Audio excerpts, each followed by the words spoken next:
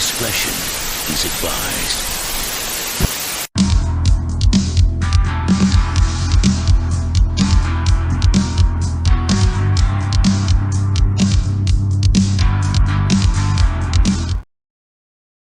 Well, what up, man? This is your boy Mega. Welcome to a brand new Comic Crusaders After Dark. This is episode number 2. Let me introduce the one, the only, my amazing team. First up, the man of the hour that is going to be diving us into this journey over here. The one, the only, Doc G, Mr. Gregory Baisden. What up? How's it going, everybody?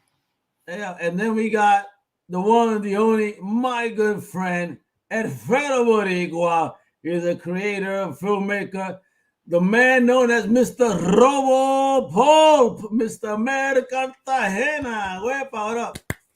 Good night, gentlemen. Good night. I hope you guys are doing great and excited to do more Geek Talk.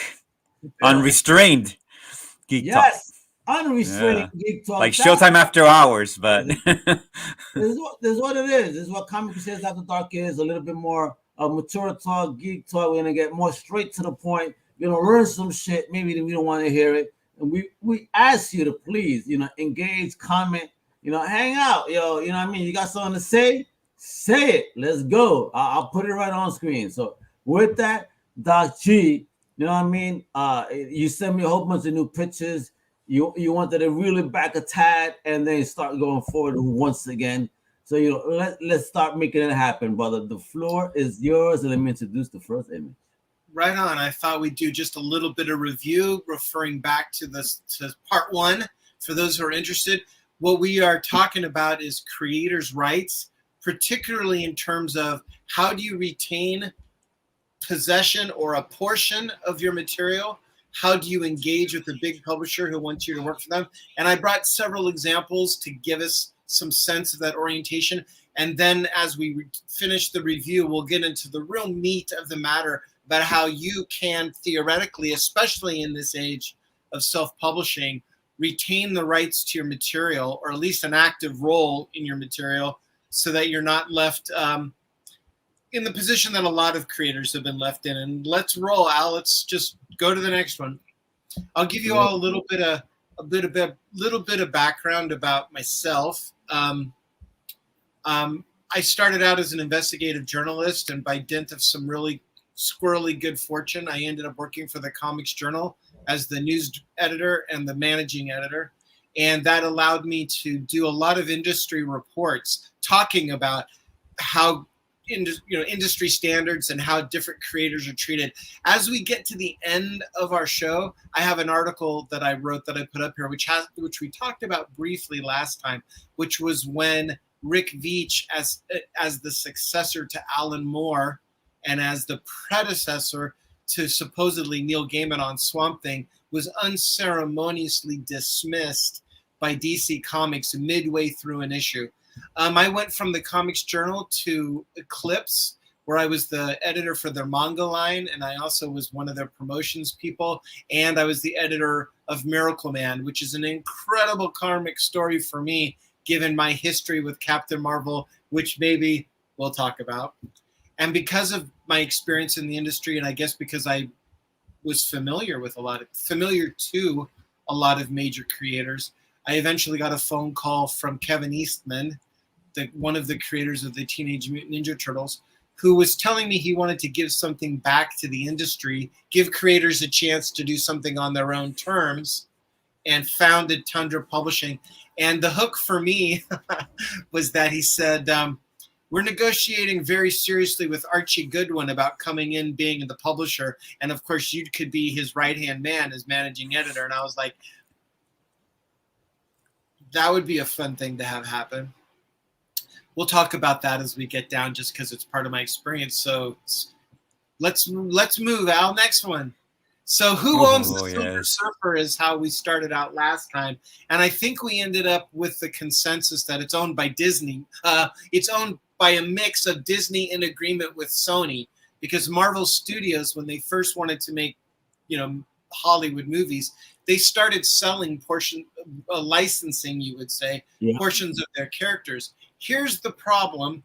It's a characteristic of Disney, and it's a characteristic of most Hollywood studios, and it is, I'm sad to say, a characteristic of most comics publishers, even the upstarts that we're seeing on the web, is that what they want to do more than anything else is they want to hold the rights in the character. As we go on, we'll talk about what that means, how we lose them, and why Jack Kirby doesn't even get a slice of, I don't know, folks, his greatest creation? I can't say that for sure, but Silver Surfer is an iconic creation that a lot of people talk about, and he's very wrapped up in the Marvel Universe, but he's sort of cut out of the Marvel Universe in that Sony, I think, well, Sony owned Spider-Man, and I think Fox Studios had the rights to Fantastic Four. And the stipulation of the agreement is that they held those rights as long as they were making Interesting. movies. You talk about this. I remember in the 90s, there was a Fantastic Four movie made on the similar basis. Like they wanted to retain the rights to the character. So I think they gave less than $1 million to Roger Corman to make a movie. But the legend goes that it was never intended to make it into theaters. Like they made it, but it was just for that, for the character, for the retaining of the characters. And they sent the actors to Comic-Con and everything to promote the movie, but they didn't know that. They didn't know that this was never going to be released. But interestingly, it's on YouTube now. It's a horrible movie, bro. Come on. I'm sure it's on YouTube. So. And they've had some trouble, I think, generally, even the most recent Fantastic Four. And I think part of that might be kind of like with Spider-Man. They don't really know how to treat the character or integrate him. That's why Marvel made a profit-sharing deal with Sony so that they could start to bring Spider-Man back into the Marvel cinematic universe. Of course, Marvel recently, I guess I should say Disney, recently acquired not Fox News Corp TV network, but Fox Studio, and thereby reclaimed the rights to Fantastic Four. I guess we'll see what's going to happen. Yeah. Did they do it justice? Who knows? Marvel Studios does seem to have an integrated approach. They do seem the last few movies to have kind of lost their way because, of course, they're winding things up. But they've also reclaimed through this profit-sharing agreement. And I think Spider-Man was kind of the test, trying to reclaim some of their rights to the X-Men outright. Now, Sony, of course, doesn't want to give up the X-Men, particularly given the success Marvel has had. But phenomenally well, too. And as you said, Mel, Sony's going to make another X-Men movie just to hold the rights if they can. Hey, Madness, if you want to join the podcast, DM me. I think you would definitely have a great voice on this show today. And yeah, for real, brother. I mean, talking about the Spider-Man, Fantastic Four, all that shit, those rights are insane, Greg. I mean, getting things back, what can be used within the dynamic of the Fantastic Four universe, though? What did they actually buy back? Is it just the core team? Or are we getting, what did Sony buy initially? Did they buy everything Fantastic Four, Doom, Galactus, all this bullshit? Or just the core team? So what is Marvel going to be allowed to use? What did they actually gain back? The whole... I'm not an expert on that, but I believe that Sony bought the corpus of Fantastic Four. In other words, related characters, etc. Now, that didn't stipulate characters that had cameoed, obviously like Spider-Man in Fantastic Four. But when it came to, and this is why we've got the Silver Surfer here, when it came to Jack Lee's conception of the Fantastic Four, they took it off. And obviously, that's Galactus. That's that might even be the Inhumans. You said Jack Lee. That's fucked up, bro. Did I? I meant to say Jack Kirby. I had it in my mind that I wasn't going to Stan Lee. They merge into one person. Because Stan Lee would be like, well, wait a minute. What do you mean Jack Kirby's conception? I mean exactly Jack Kirby's conception. We talked last time. What was their superpower? They would merge and then just create characters. But one takes way more credit than the other. I'll save it for, we're going to come to Jack Kirby, but I think this may be even more interesting on some level than Superman, because it's not a single character. It's everything that this character, Silver Surfer, represents in terms of Jack Kirby's imagination. So yeah, let's keep going. What's next? So I wanted to give people some context. And back in the day, before the comic book industry was really rolling, cartoonists worked in newspapers.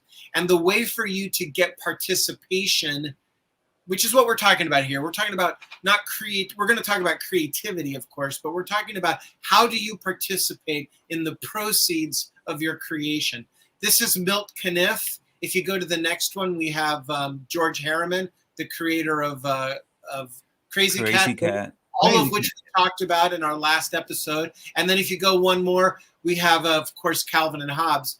What do these three creators, Milton Caniff, the creator of Terry and the Pirates, Steve Canyon, George Harriman, the celebrated creator of Crazy Cat, and Bill Watterson, the creator of Calvin and Hobbes, what do they have in common? Because of the prominence they had achieved in their industry, usually over decades, in Bill Watterson's case, because he came in as a fairly prominent editorial cartoonist, they were able to say to the syndicate, this is what I want.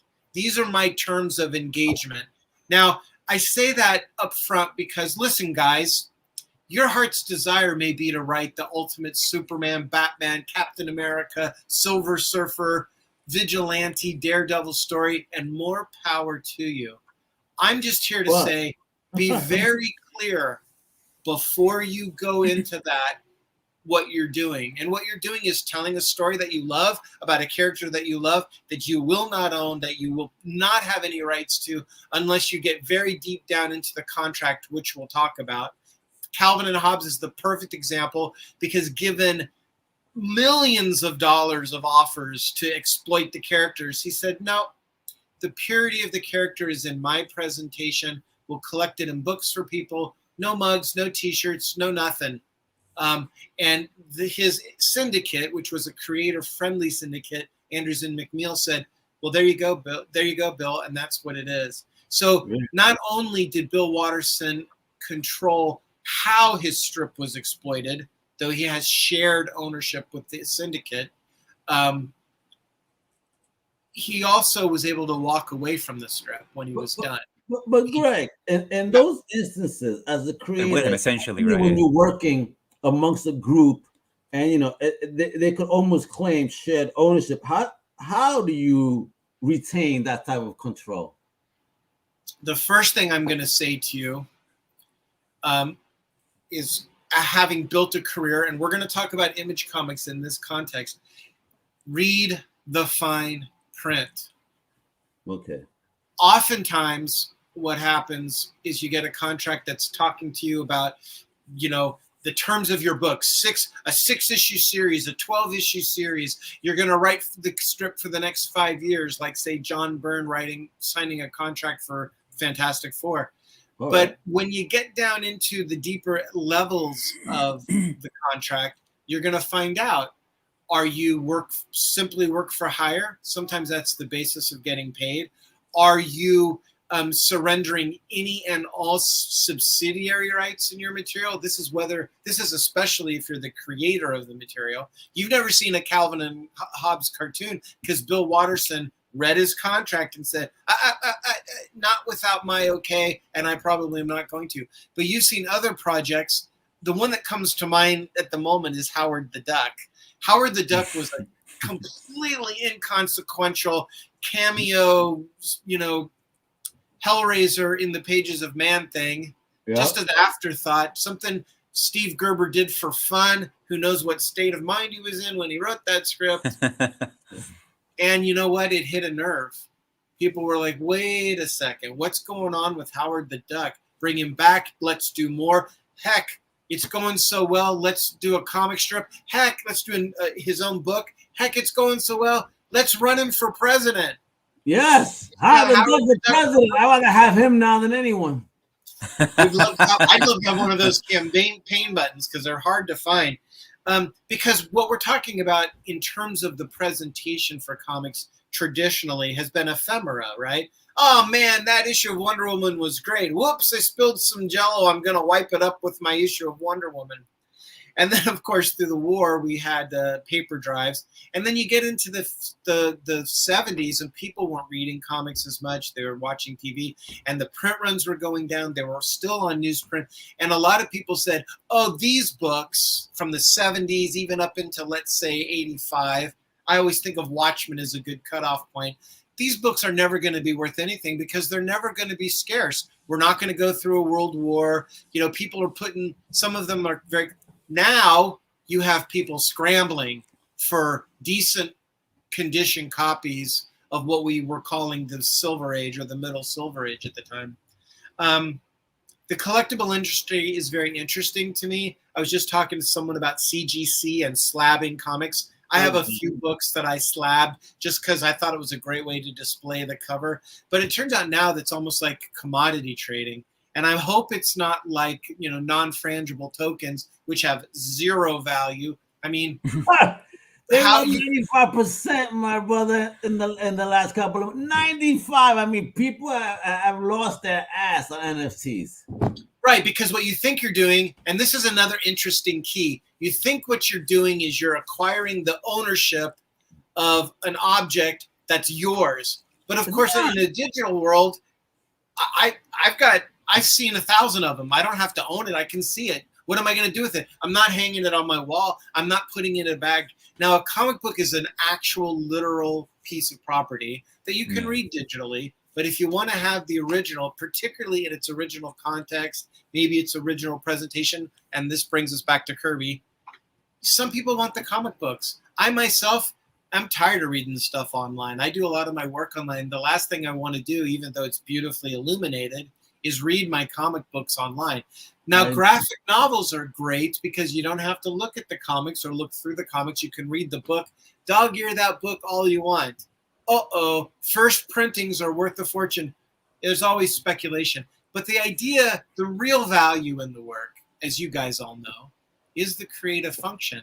The script that you wrote, oh man, that was the best Superman script I ever read.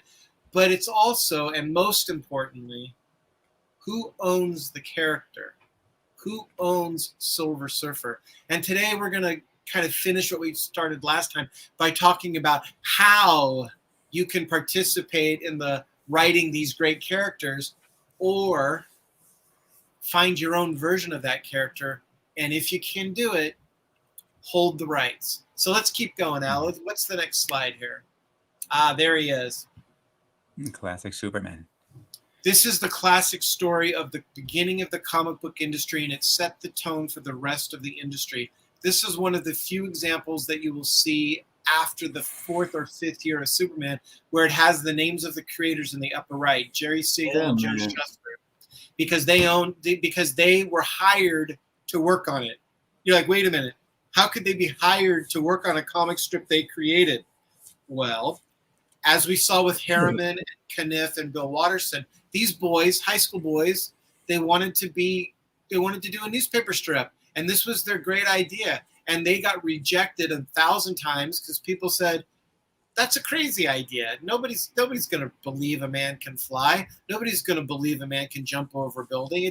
It's too fanciful. However, in the comic book industry, which had started by reprinting newspaper strips, it was all about, we need material. We're printing these things monthly. You know, you've probably heard the phrase, keep the presses rolling. That's where the comic book, that was mostly about newspapers, but that's where the comic book industry started. You have these big, expensive presses. They cost a fortune to acquire. They cost a fortune to run, which is why a lot of papers were print shops. And at night, after they were done doing their editions, they would print things like the Sunday Funnies and distribute them around the globe. So there was a guy named Max Gaines who said, what if we took those strips, those newspaper pages, and folded them in half and sold them? And you know what? It was a huge success. And it was such a success month to month that they needed to create new material. And a guy named Malcolm Wheeler Nicholson started a company he called National Periodical Publications. Ooh. And that's DC Comics today. But he needed material. And in those days, they were like, well, how do we control the material and how do we keep it going? Well, the first way you control the material is not by controlling the artistic team. They come and go. A lot of artists went to the war. You own the character. And what DC Comics very quickly did, the successors to Major Malcolm Nicholson, is they trademarked the name Superman, and they started exploiting it across media. You know, you can say, oh yeah, the Superman cartoon done by the Fleischer Studios. It's so great. And it was so, that's the first time Superman truly flew, the radio show. The thing is, from our perspective, that's entertainment, that's creating myth, that's the story of the legend. From a publishing standpoint, that's creating use of the character across media and building a valuable trademark that you can then put on peanut butter and tennis shoes, etc. The problem with these guys, young boys, they were told they were going to get a chance to publish their work, and they said, literally, where do we sign? They got a contract that allowed them the right to draw and write the character. Jerry Siegel wrote it. Joe Shuster drew it. Joe Shuster, in fact, it was so successful, he started creating a little studio around him, people to help him draw, letter, ink, whatever. But they realized, you guys are talking about doing a Superman serial. Kirk Allen, the first Superman in a serial. You guys are talking about doing these Fleischer cartoons. You guys are putting Superman on Wonder Bread. We really appreciate getting paid to draw all this, but where's our percentage, boys? And DC Comics, Harry Donenfeld said, well, what percentage? We gave you that $200 check. What $200 check? That check we gave you when we bought your original pages and told you we were going to run with it. And remember, we hired you. That's your percentage. Our percentage is to be paid as long as we write it. Well, that doesn't sound good to us. And Harry Donenfeld said, well, then I guess you're off the strip. We don't need you. Thanks. Oh, wow. shit. Yeah, that's fucked up, man. Yes, it is. Absolutely fucked up. That But is that's the business, right? When they were very young and naive at the time. Naive, yeah. They didn't know what they were doing. They just didn't. They probably came, in an honest, sincere way, thinking they were going to be treated fairly. But who doesn't go into that? No matter what era, you do something on a goodwill, right? And then, boom. Next thing you know, apparently you need a lot of Vaseline because it might hurt. Good faith. You think you do it in good faith, and then you run into a very intractable problem very quickly, which I think in some degree is represented by Disney. How do you fight Disney? You don't, because they're going to destroy you. You bankrupt yourself even trying. And and we talked about this last time. I suggest our readers go back if you want to get into some really good weeds on this. That's the corporate structure. We're not here to diss it. We're not here to endorse it. We're here to say a corporation is a company that amalgamates resources and holds them for maximal exploitation. Thank God, or we probably wouldn't have standard issue toothbrushes and toothpaste. But who's being compensated for this? Primarily the corporation. So we're going to talk about this as we go on, because there's been an evolution in the comics industry and in the comics market that have awakened creators to a degree, but the problem persists. And the problem is what I want to alert. Mel's a creator, Al's a creator, I'm a creator, and I want to alert people not to the pessimistic, oh my God, the industry's fucked, but, oh, these are the terms of engagement. Now, we used this one last time because you ever heard of this character? Of course. I did. I mean, even if you're a cartoon fan, you heard of Zatara. Yeah, if some people haven't, they know Zatanna, who's what we call... I'm more familiar with her. And that's a secondary use of the character. Whoever created Zatara had no participation in Zatanna, created 20 years later. That's a derivative character. Where's his piece? Well, he had long ago signed over his rights, and probably happily, because as we said before, Zatara is in effect a carbon copy of Mandrake the Magician, owned by Phil Falk. So probably there wasn't a lot of interest in owning this character. This guy was in the industry saying, Superman curse. Pay me my page rate. Yeah, we'll talk about the triple Superman curse. Keep going out. We're just doing a little bit of review. Takes us to, I think the way I edited this out right, talk about exploitation of characters. The guy who created Superman is not the guy who created Batman and Robin. The guy who created Batman is not the guy who created Robin. There's a little secret for you.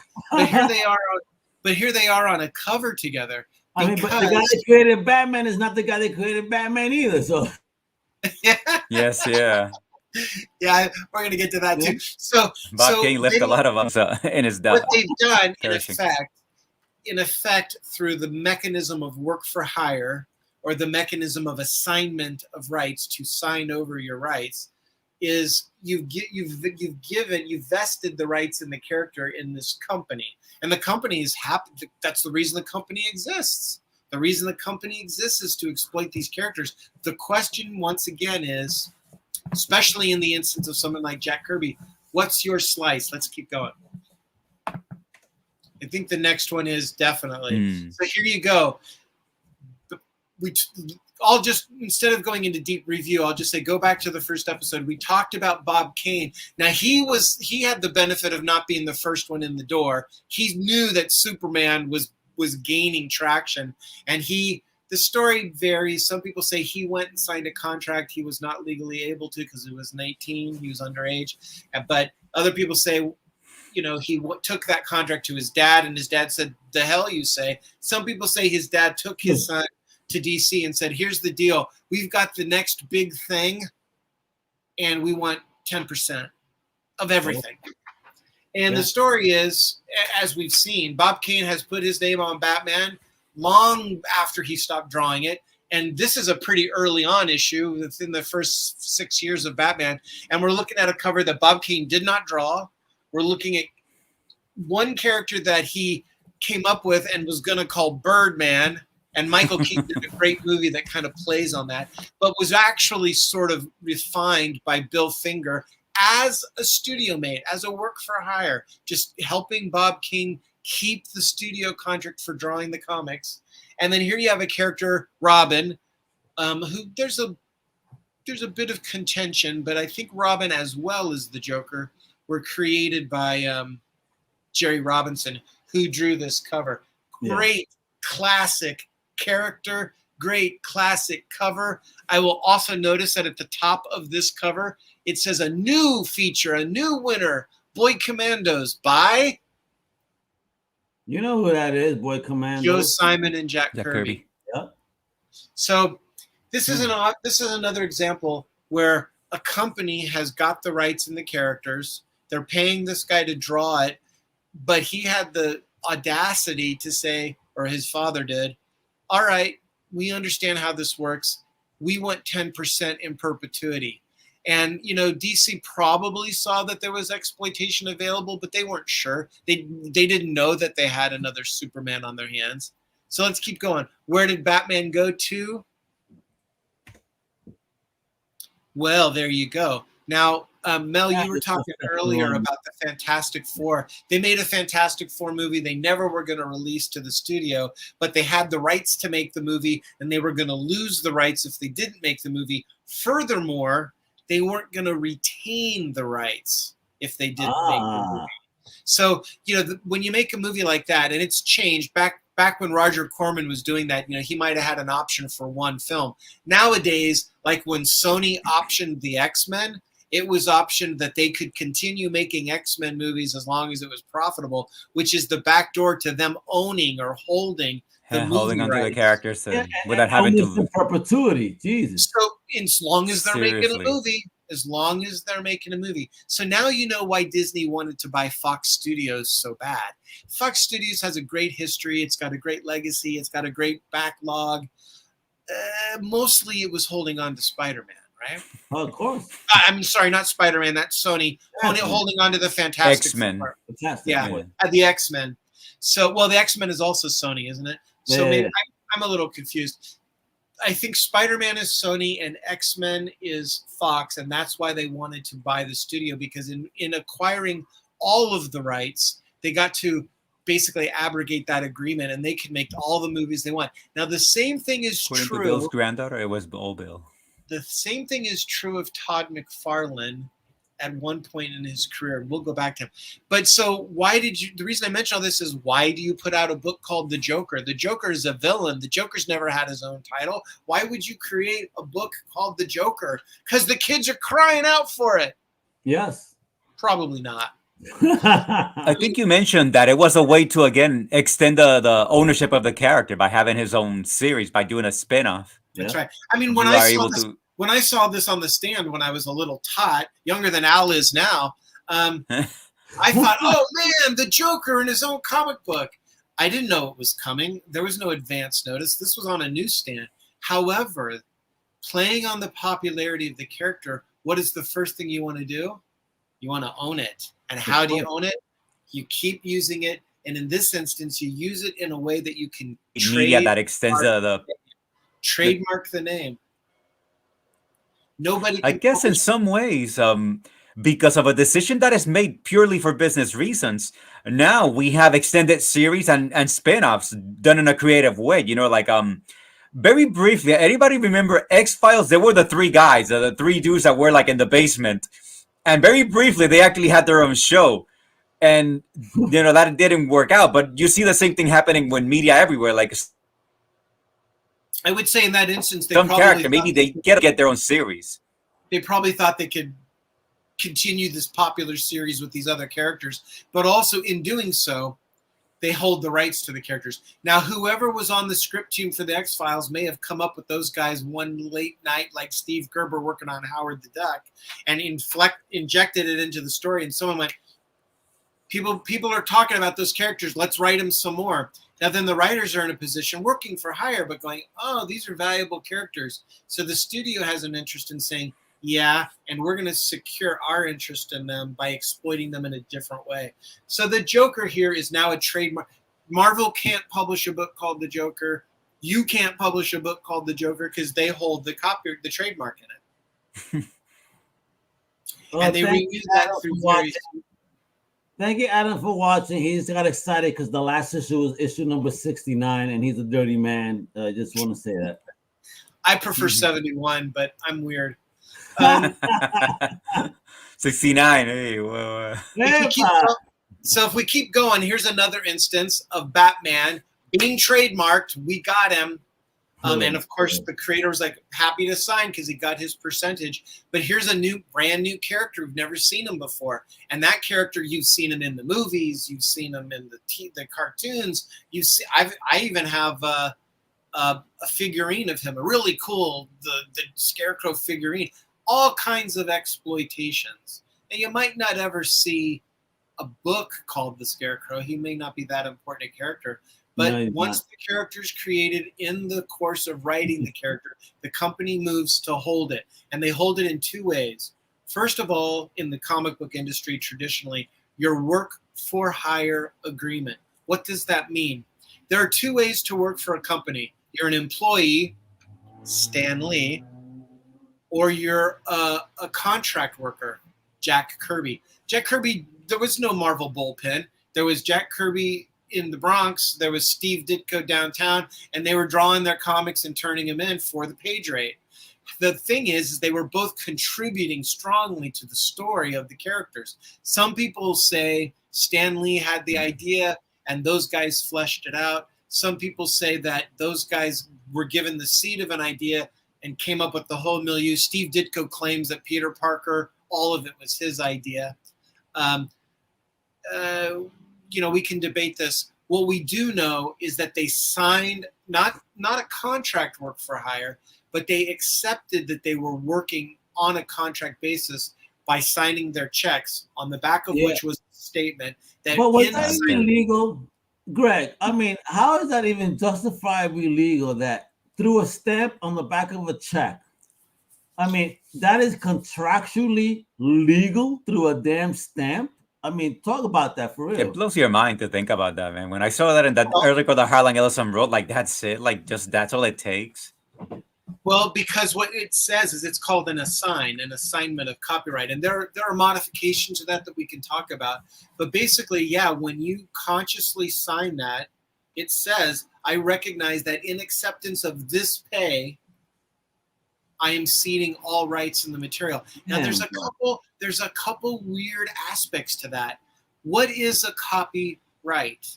It is the right to copy material. So when Jack Kirby was sending in all this material, and because that's what he was doing, he's making a living.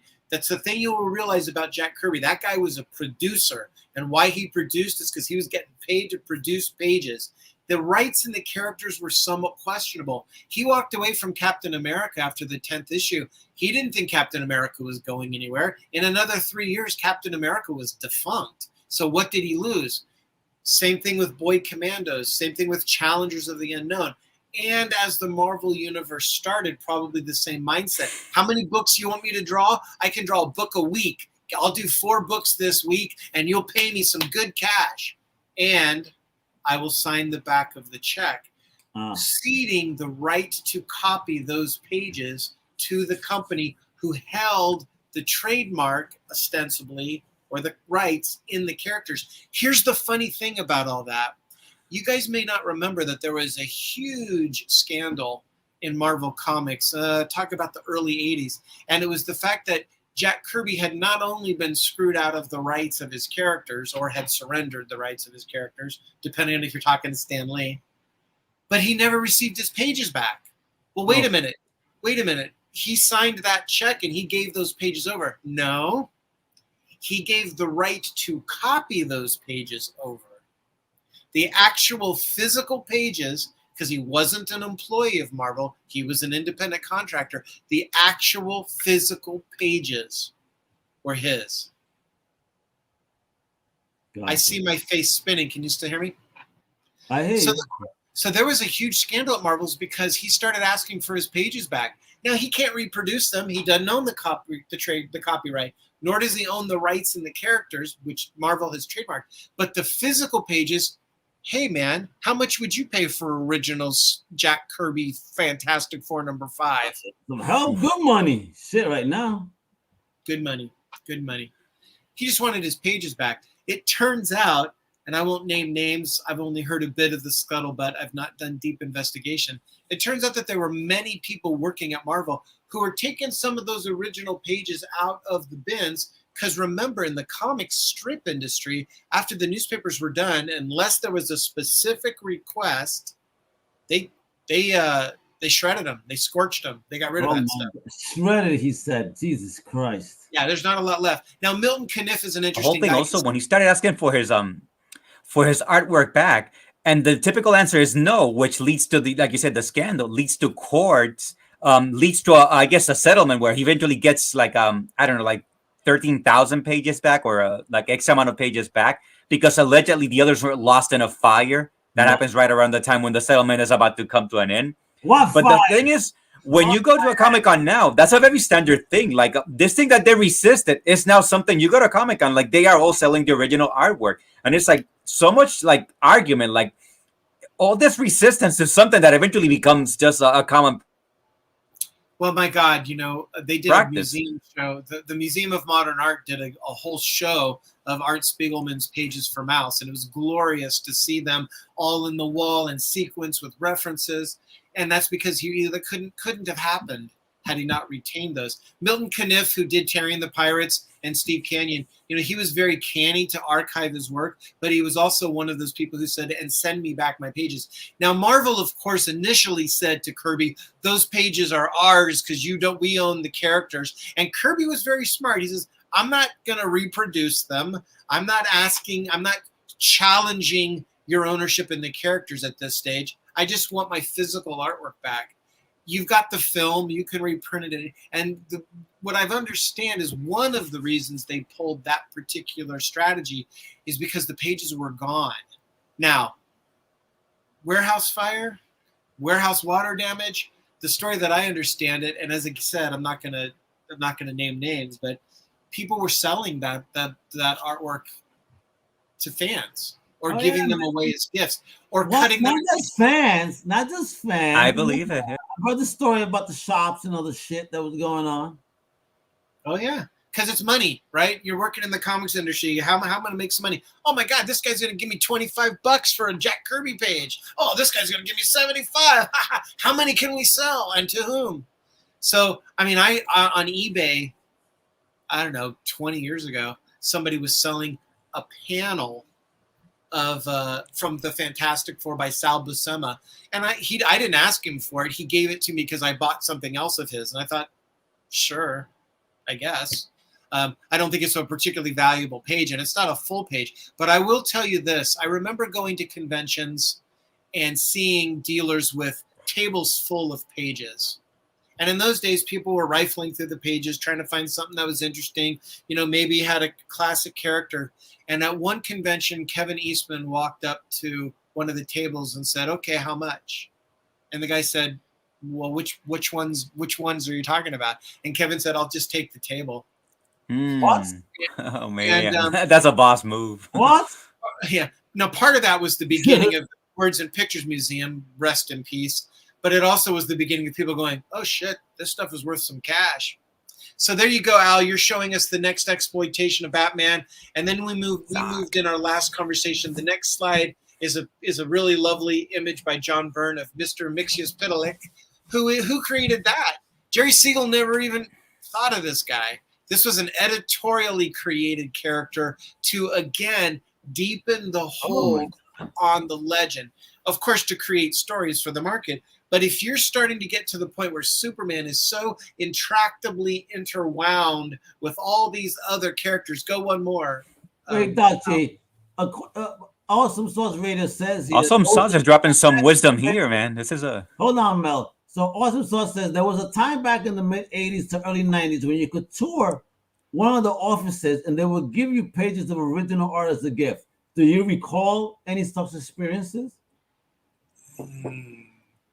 I don't remember DC doing that because I think DC had different agreements, but that could have been the case at Marvel. I can't imagine that happening deeply into the 80s because around 1986, 1985, there was a huge fan uproar about Jack Kirby not getting his original artwork back. And I think that was an inhibition to handing it out as gifts. But yeah, the syndicates would do the same thing. Oh yeah, here's a Popeye page.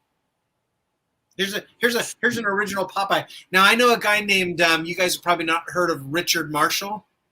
No.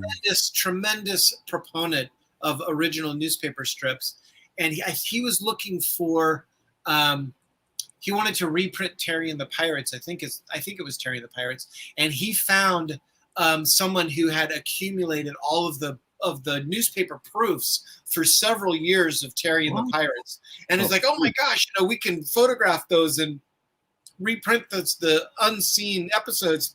When he went down to get them, the guy said, oh yeah, well, we've had an accident, and he handed him a brick of paper, which was a stack of fused together stacked copies of the original.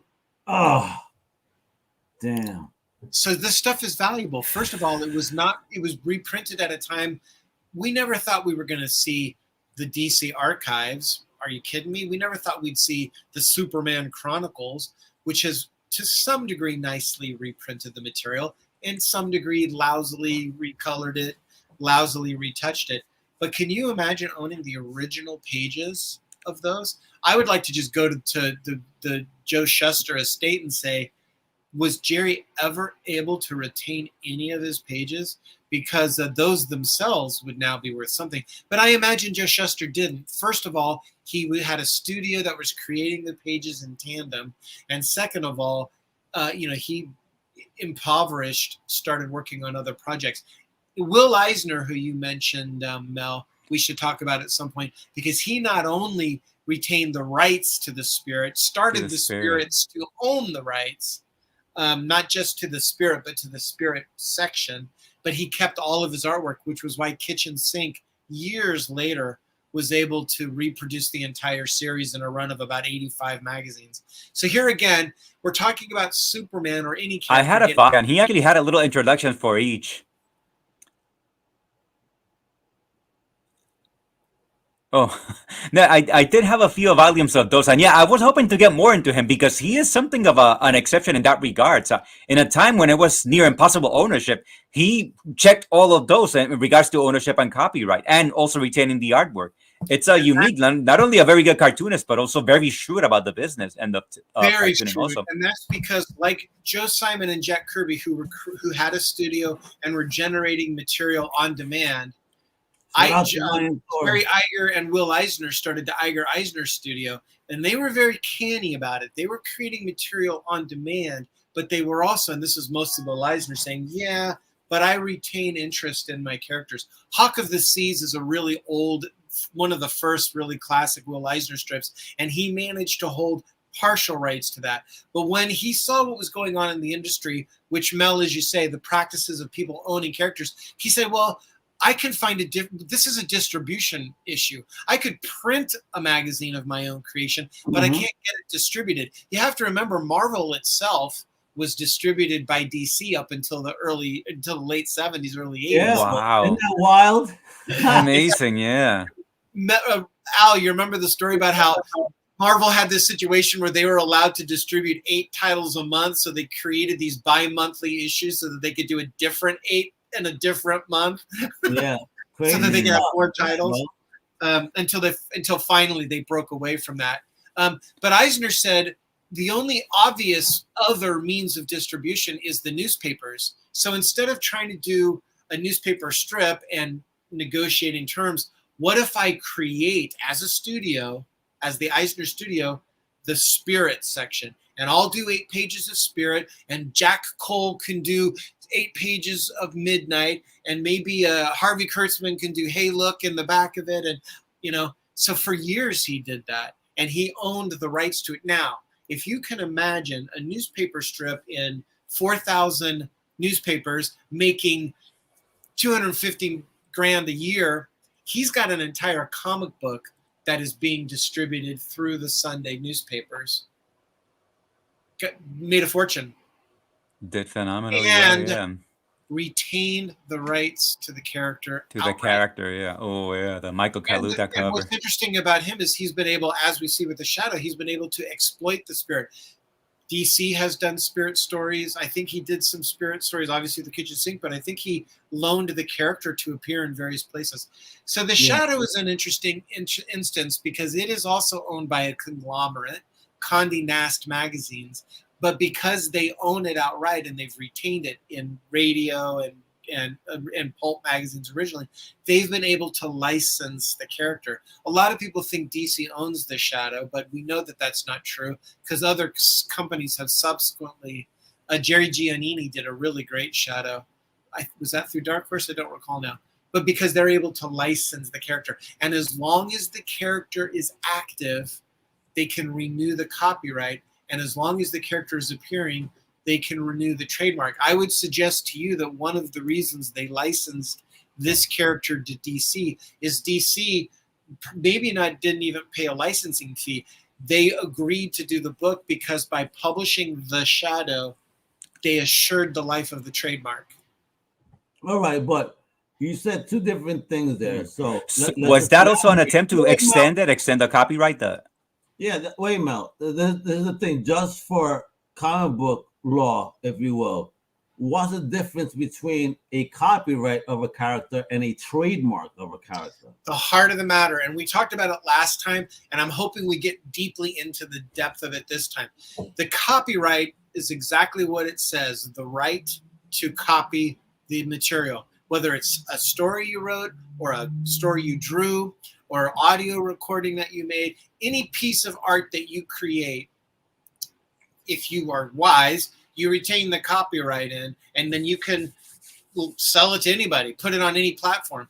The reason we have corporations as these holding companies is because they say, we're going to exploit the rights to your creativity in a way you can't. Most creators, as we talked about last time, I just want to do the next issue. I want to do the next episode of The Shadow. You're under pressure of producing, yeah. I want to sit down in my office and create Mr. Mixier's Pitalik and hope that I can sell T-shirts, but I can't manufacture those T-shirts, and I don't have a way to the market. So the corporation says, oh, let us do that for you. Unfortunately, or fortunately, depending on how you slice it up, the corporation says, and we will retain the lion's share of the rights. Mostly what a corporation does is they say what they say to Shuster. We'll print your book, and this happens today. This is one of the reasons this issue is so important to me. And the WPA strike, which recently got resolved, and the Screenwriter Actors Guild, which is still happening. It's all about the rights to our creativity. We're happy for you to pay us, and we'll appear in your film, and you can exploit our fame, and you can also exploit our performance, but we want residuals. Used to be something would be syndicated on television, and you get a residual. That's pretty much dead now. So if you don't get those rights up front, a percentage of box office. Think about the 4 guys who are in the Lord of the Rings. Okay. Frodo, Samwise, Merry and Pippin, right? Elijah Wood, Sean Astin, they got a percentage. Their agents said, we want, and I don't know what the percentage is. Sometimes it's as small as 1%. Sometimes it's as high as 10%. I want a percentage of box office. You remember Scarlett Johansson sued Disney because they didn't release her Black Widow movie. They held it and put it on streaming. And she said, streaming's great. I get no residuals for that. And you can tell me I'm crying because you paid me $4 million. But if that had gone to box office with my rights to 1% of revenue, you just screwed me out of $80 million. Pay me. I remember that. Yeah. It started the usual debate on Twitter too, where like some people were on her side, some people were against it, not having the understanding that you have. They just see like on the surface level. 80 million bucks, you're dying. Well said, Mel. They don't have the understanding. That's why you need an agent, and it's why you need to read the contract yourself and know what you're getting into. Like I said, hey, Barry Windsor Smith. Oh my God, I love this cover. Oh, you and me both, man. I mean, BW it's amazing. It's gorgeous. Man was a boss at the time, and this coloring, my effing God, yo. Hey, I love that. It's so like watercolor, just soft and translucent. Archie Goodwin was the managing editor and the founder of Epic Illustrated. So here's Barry Windsor Smith. Now, he didn't really go the route of Frank Frazetta. We're going to talk about Frank Frazetta. But here he is, a master artist, getting to ply his trade for a good page rate and good exposure, but he doesn't own the character. Neither, in fact, does Marvel, because this is a licensed character from the Robert E. Howard estate. Which was recently pulled away because of Marvel shenanigans. It went to Titan. But at the time, Barry Windsor Smith is like, thank you for my page rate. I get to do what I get to do. He may have had stipulations about how he was going to approach it, and he got to stay active, and he got paid, and he got a reputation, and he got exposure, and that was a trade-off he was willing to make. No problem there. I guarantee you, who owns the copyright in the image that you're looking at may eventually go back to Barry Windsor Smith. We'll talk about that. It's not Marvel. Marvel may have the right to reproduce it, maybe, but they've lost the license, so they can't use the character. Robert E. Howard Estate owns the trademark in the name and the distinctive likeness of the character, so they're the ones who own this material, even though Marvel published it, even though Barry Windsor Smith drew it.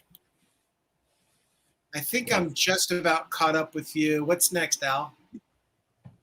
Oh, man. I remember that, yeah. Of Frankenstein right there, boy. A studio mate and dear friend of Barry Windsor Smith and Mike Kaluta, who worked on The Shadow. So here is we talked last time about some material that Barry writes and can retain the rights to, but he's not working on Swamp Thing anymore. He maybe doesn't really want to do a regular monthly series for his money. What is he going to do? Well, he's going to create something, or he's going to take something that's in the public domain, something whose copyright has expired, that no one holds a firm trademark in. Now, Marvel says that they own Frankenstein's monster, and DC says that they own, Son of Frankenstein or something. But and Universal Studios says that they own their version, their cinematic version, the Universal Monsters of Boris Karloff's Frankenstein. But the actual character Frankenstein is in the public domain. And we're going to talk about that too in a minute, because there are ways, you guys could sit down and do a Frankenstein graphic novel today. We'd have to look at the trademark to see if you could title it Frankenstein, but the character's available to you. That's exactly the premise behind Alan Moore's League of Extraordinary Gentlemen. Those are all public domain characters from the turn of the 20th century, pulp characters that hardly exploited anymore. Even Sherlock Holmes, for that matter, is in the public domain. I think there's a trust that still owns or protects the rights to the stories, but they're all public domain. You could print a book of Sherlock Holmes stories right now because the copyright has expired. Now, I don't know what the copyright laws were, particularly in Britain, when Conan Doyle was writing Sherlock Holmes, but the way they exist now is that the copyright, the right to copy your creative work, persists for your lifetime plus 95 years. And Disney had a lot to do with that because they want to retain things. So can you imagine Superman is exploited for forever because you signed it over for $200 and you can't get it back. Now in 1976, as we'll talk about later, they did a revision to the copyright law, which allowed creators to say, hold at a certain juncture, about halfway through, about 35 years into the exploitation of it, to say, you know what, I'll have it back, please. But I have a question here, Greg. In regard to the usage of a character in the public domain. So while you said that there is that you can use the character, but just to clarify, and correct me if I'm wrong, you have to use the character in the sense of how that version is in the released copyright, if you will, in the public domain, right? It has to kind of respect the original vision of whatever it is that you're able to use, correct? That's a spectacular question, and it cuts across several things that I'm trying to get to, and I appreciate that. The answer to that is yes and no. When a company licenses a character like Conan, they basically are working under the auspices of who owns the character, and they can stipulate the presentation of that character. As you said, Marvel pulled shenanigans with Conan, trying to hold a little piece of it over here, and Robert E. Howard Estate said, you're done. You're finished. They brought him to the future. They said no. They said, guess what? You could use this future version you created. However, you can't not use the original anymore. Goodbye, MFers. It's interesting because this takes us back to Todd McFarlane, but we'll hold on to that. Right. They said, listen, you've diluted the value. You've diluted the value of the recognizable character by recontextualizing it. Worse, you've tried to claim a right in that recontextualized version. You're done. We cancel your license. Now, when it comes to something in the public domain, Frankenstein by Mary Shelley, Dracula by Bram Stoker. We could go through a whole list of them. Yeah, but even Mickey Mouse, the black and white version. Well, to some degree, that's I'm a Steamboat Willie. There you go. Yeah, Steamboat Willie. The copyright in that film has expired. Although Disney's done a few things to hold on to it, reissuing it in slightly different context. You guys remember you guys may not remember. Do you remember the old Magical World of Disney TV show? Oh, yes, of course. I don't actually. I do not remember it. Sometimes they do a little framing sequence, and then they'd show bits of Snow White. Okay. Retaining copyright. Usage. You think it's just for fun? You think it's just entertainment? Selling advertise? Retaining copyright. Through usage. So at a certain, and Disney is the one who's, there's this notion of the public domain and the public commons, and Disney has exploited the commons. Snow White was a fairy tale preceding the Brothers Grimm, the Perrault brothers. So Snow White. Now, Pinocchio, I think the rights to that had expired as well. They obviously had to license Mary Poppins and license Winnie the Pooh. But what they also did is they said, well, we licensed Winnie the Pooh, but we've exploited our version of Winnie the Pooh in every possible way. And to the extent that the Milne estate was upset because they felt that it was diminishing their ability to exploit Winnie the Pooh. Because, Winnie the Pooh was famous because it was illustrated by Ernest Shepard. Now, the Milne estate is now stewarding that copyright because Milne's been dead now for quite a while, but he hasn't been dead yet for 95 years. So that copyright is still intact. Now, they have licensed it or given permission. There's a book by Benjamin Hoff called The Tao of Pooh, where he thought that something in Winnie the Pooh books really spoke to Taoist philosophy. And he wrote to them and said, I've got this great idea. And they said, you know what? Go ahead. And they did it for a couple reasons. First of all, it was a generous idea. Second of all, it enlivened the brand of not Disney, but the Milne Winnie the Pooh. And it creates interest. It adds interest to the original work. So you could say that the original Winnie the Pooh is actually a rival to the Disney Winnie the Pooh because of the difference in look and the difference of exploitation. And you could say that Disney drove the Milne books out of the secondary market. Do you ever see a Ernest Shepard Winnie the Pooh t-shirt? I don't think so, no. But you might see Winnie the Pooh. I forgot that I had a Winnie the Pooh stuffed doll when I was little. Now I forgot about that. I used to go to sleep with that. It was a Disney one, right? I think so. Yeah, it was a Disney one. But now that on Frankenstein too, I was gonna say very recently, within the past 5 or 6 years, Junji Ito published a manga of Frankenstein also. Right. So I guess when it crosses over into other foreign countries like that, I guess nothing. It's just Junji Ito designed his own Frankenstein then. It's not necessarily because it's a foreign market. There are international copyright conventions, but the work itself is well in the public domain.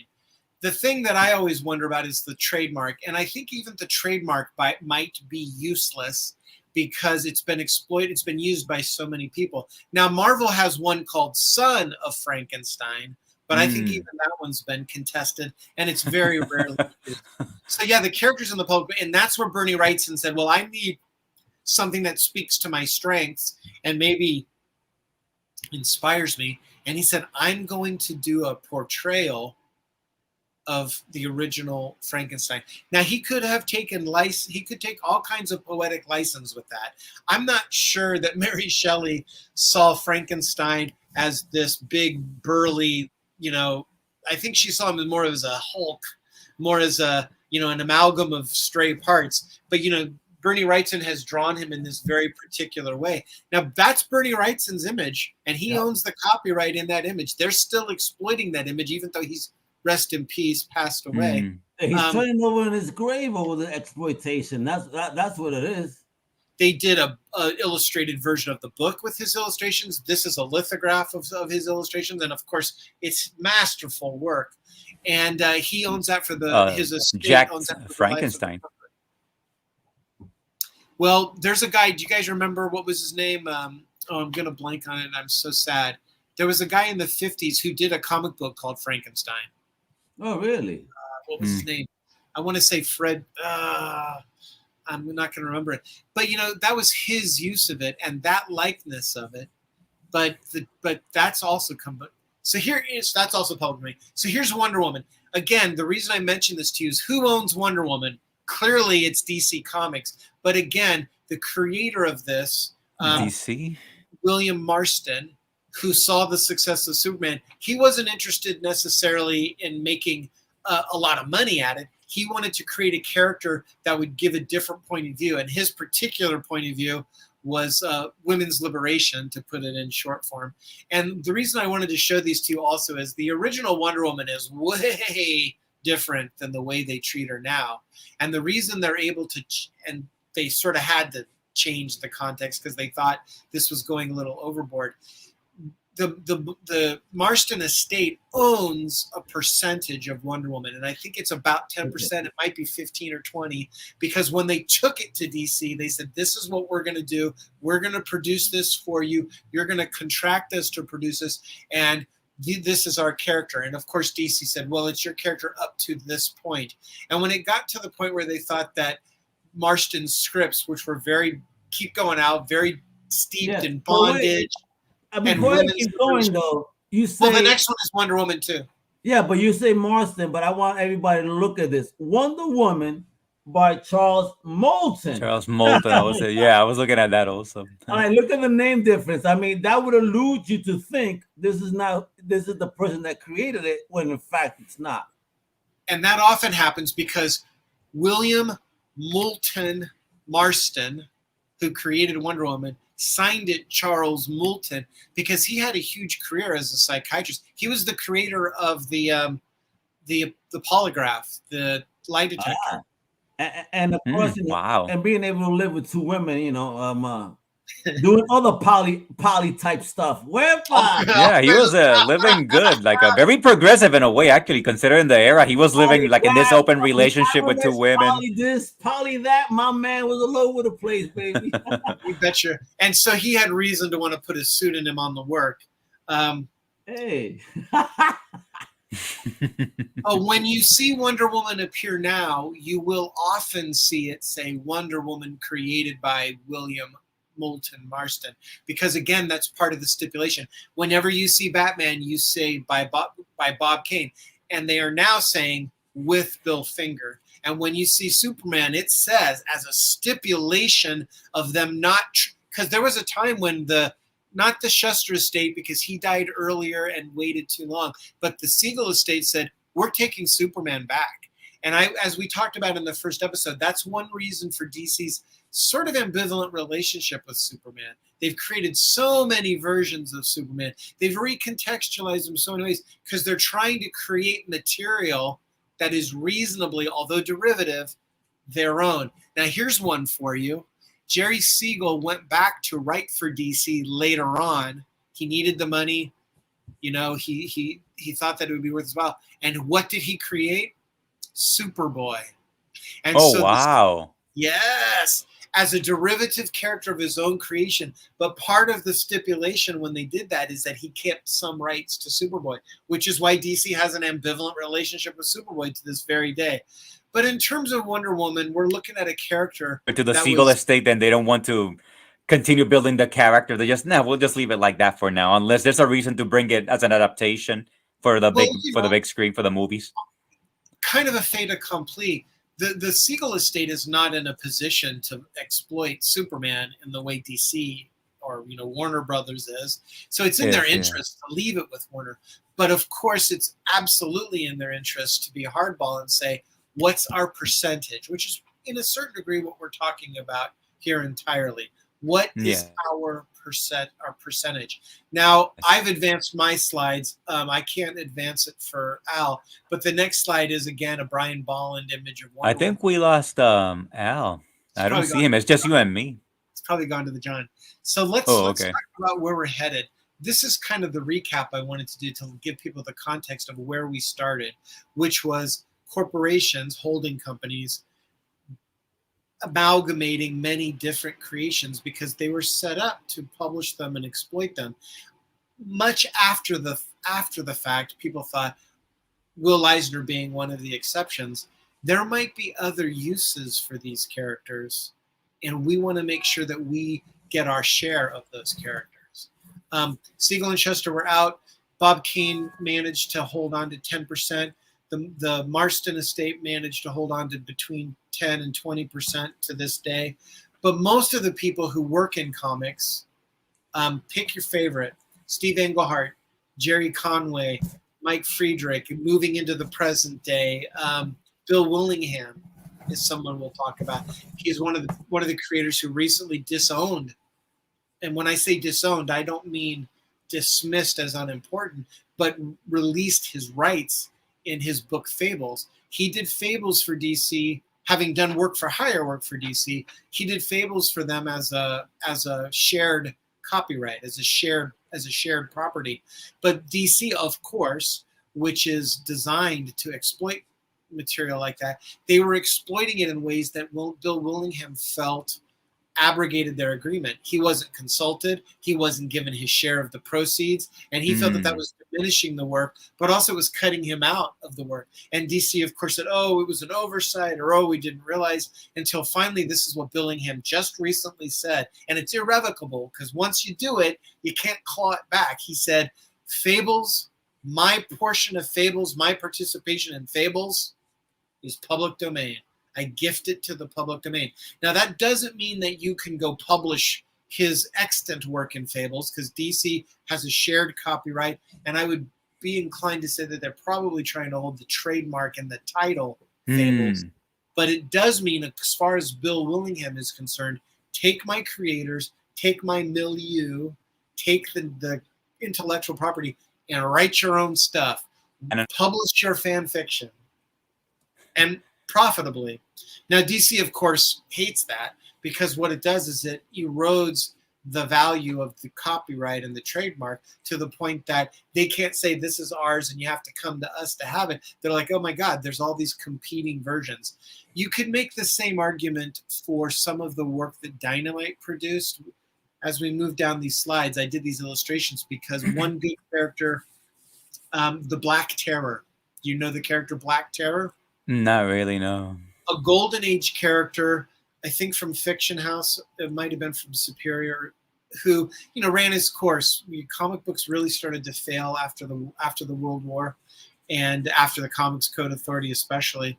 And these characters just were not used. So for lack of use, not only did the material not remain protected in copyright, which still had to run its course, but the trademarks were not used. So they let the trademarks expire. And a lot of people said, well, there's no trademark in that character.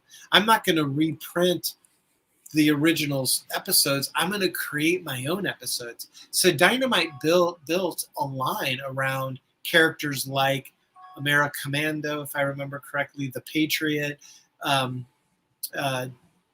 Black Terror being the one, to my mind, one of the more prominent ones. I think they might even have had a version of Johnny Quick. And the idea was, well, these characters are in the public domain because the original holders of the copyright and trademark ceased exploiting them, and they're up for grabs. And DC, for one, because one of the things DC has done throughout its history is not just acquire characters, but acquire whole publishing houses. That's why you have all these weird, Uncle Sam and the Freedom Fighters, which was acquired from, and Black Hawk, which was acquired from Quality Comics. You have Blue Beetle, which was originally Lev Gleason, or he might have been Fiction House. I'm getting ahead of myself. But that character's been published by the original publisher, which I think was Fox Features, Victor Fox. And then it was acquired by Charlton Comics. Charlton is a prime example of a printer who's making its money by printing comic books. And when the company can no longer pay the print bill, they say, well, we'll just take the characters. That's how you'll pay us. We'll take the rights and the characters, and then we'll hire a bunch of people. Dick Giordano got his start at Charlton Comics, eventually became executive editor of DC. And since we own them now, we'll just keep publishing the characters. So Blue Beetle is one of those characters where you say, who owns Blue Beetle and why isn't he in the public domain? Which is one reason DC wanted to get rid of. Now, Dan Garrett was the original Blue Beetle. He became Ted Cord. This is what we're talking about, Al, in terms of exploitation of characters. Victor Fox. Oh, you go, Blue Beetle. Victor Fox created and sold Blue Beetle. When he stopped publishing, when the superhero genre died after the Second World War, he sold it to someone else. Eventually, it came to Charlton, which was originally a printer in Connecticut. And they said, well, you can't pay your print bill. We'll take the rights and the characters, and we'll hire a staff to create Blue Beetle. And that's where Dan Garrett became Ted Cord. And then, of course, Charlton wasn't really that competitive. So DC bought Charlton, brought Dick Giordano in. He eventually became their executive director. And they started publishing a Blue Beetle. However, the copyrights in the material are not only reclaimable, but the trademarks are expirable. So what DC has done is they've created an entirely new version of Blue Beetle. They killed Ted Cord, and now they have Jaime Reyes as the new Blue Beetle. New look, new logo, new protected property. And and a whole twist on the concept of the scarab, if you will. This guy figured out how to use it. I mean, and Ted Cord got popped in the head, bro, by Maxwell Lord, son. Jesus. He died a brutal death. I just reread that. Although it's very, very derivative of Watchmen, it's a really fun single issue. So this is review. We can just keep going on. From here we go to, here is the epitome of DC as a holding company. How many different creators can we identify from all these characters? Well, interestingly enough, the guy who created Superman is also the guy who created the Spectre. Oh, shit. All right. Isn't that a trip? Bernard Bailey created Sandman, but the original Sandman was actually, I think, it was Bernard Bailey. But as you recall, Simon and Kirby were called in to revise Sandman, and they turned him into the purple and blue costume superhero that we all know and love.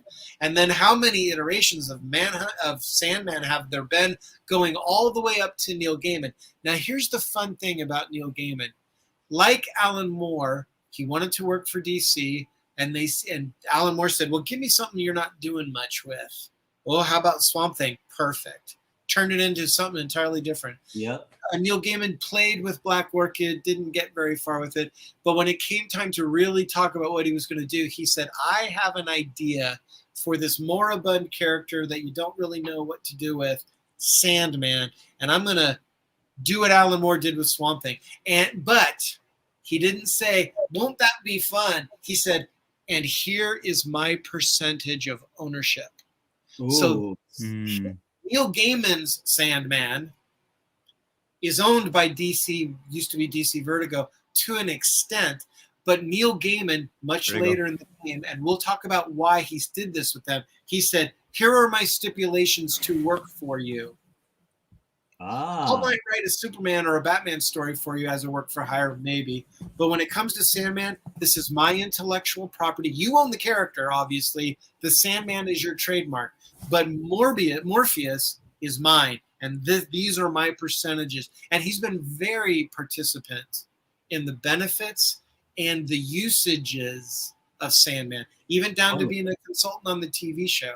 Some of that's respect for him as a creator, of course, but some of it is because he's the creator. He's got intellectual interest in that. So this is a great image of DC putting a lot of different people's work together. You know, Starman up here in our far right, they thought that was going to be another Superman. They were like, oh yeah, this is going to be the stuff. He didn't go that far. If you look at directly to his left is Johnny Thunder. Do you remember him? Oh, yeah. Well, to retain the trademark, I didn't put the image here, but to retain the trademark in the character, they made Johnny Thunder a cowboy in the 50s. And I probably should have put it in here, but I thought, well, it's too much stuff. But, you know, he was a Kid Colt character during the 50s. That's how they retained the name. I really dig how you see both red tornadoes in this. It is quite a thing about how to retain the name, to retain the character. They do these iterations that are not so tied to quality or experimenting or trying to make it better, just to own the character. And you mentioned a little while ago about the actor who said, well, here, it's public domain now, do fan fiction with it. And chances are people doing fan fiction probably will make something with love and appreciation for the original, versus the company doing something just to retain the character, just to simply hang on to it. Well, you know, the big success of Twilight, which, you know, I didn't. Yes, which spawned, I guess, the 3 shades of gray, or some shade gray shaded thing. Monstrosity. Material. Werewolves, vampires, entirely derivative material. Anne Rice wrote the. It blows them on its own trilogy of movies, and I think they did well too. So it is a bizarre world. And it's totally derivative. But the notion of a vampire at this point is cultural and public domain. It's not even Dracula at this point. It's just, you know, Lestat. Very canny. And, you know, there's a saying that there's nothing new under the sun. There's nothing original. T.S. Eliot said, a master steals. He just kind of covers his tracks. An amateur just copies. So, I post about that sometimes on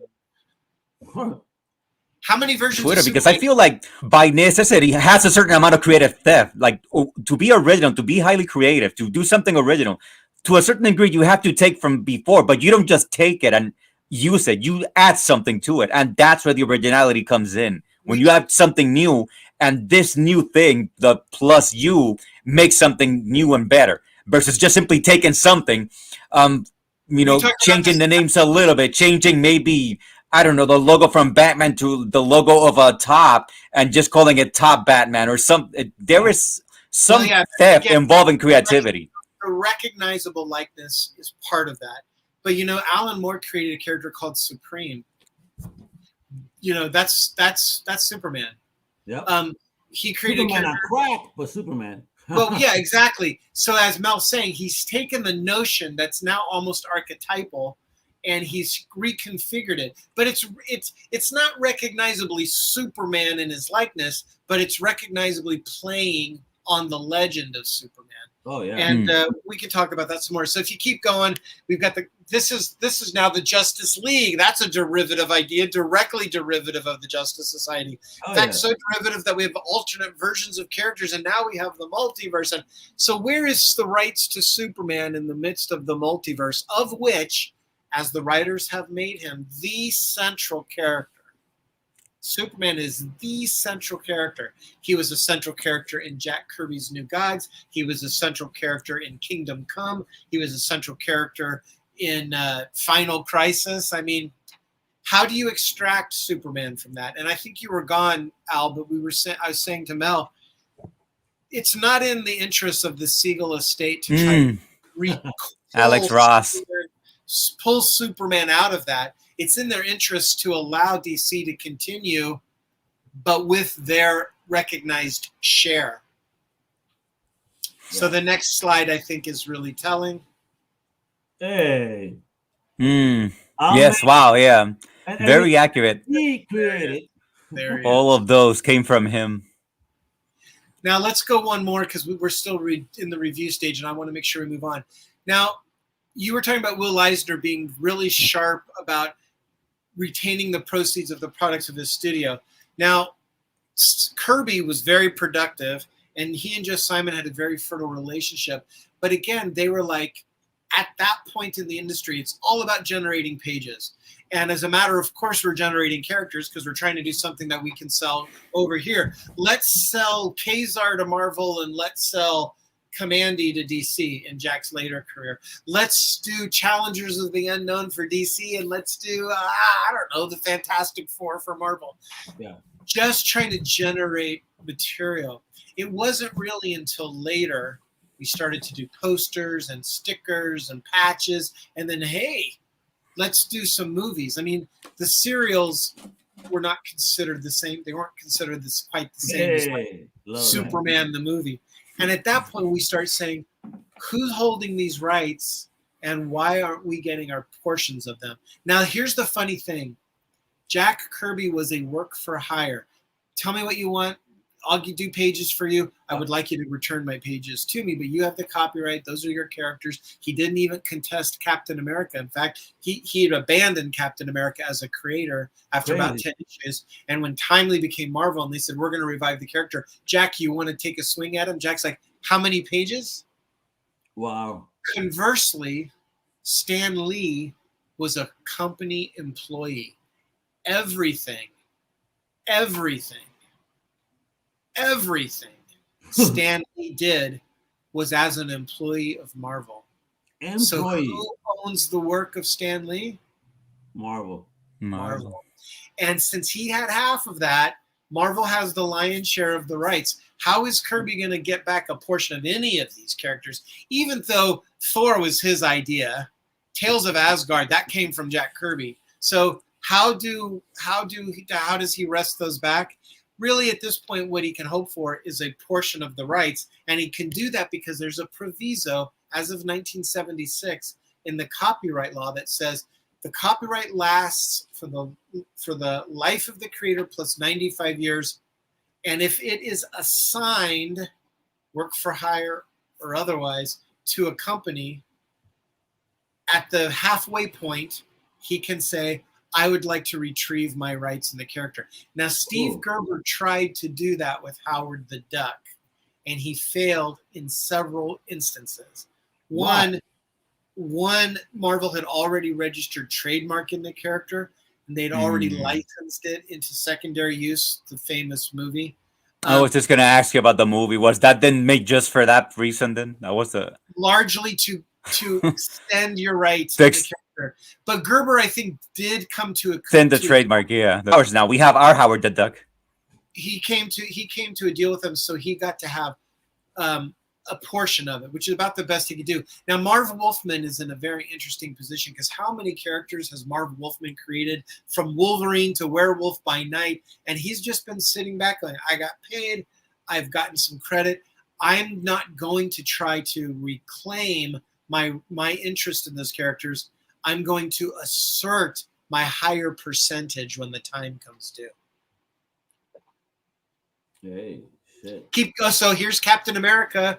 revived, working for. Oh. So we can just kind of slide through these because this is Kirby Hey. showing his careers. He worked for everybody. He came up with ideas for everybody. This is him coming up with the idea for Romance Comics, which they published through a different publisher, coming back and doing Fantastic Four. Here's the Avengers organized around one of his major creations with a lot of other creations. And then, of course, I remember this one. Yeah.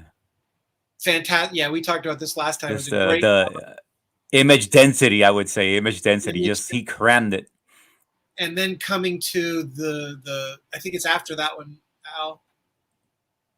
The next, which is again, here's the Justice Society of Marvel, the agglomeration of characters created by many different people coming into one holding company.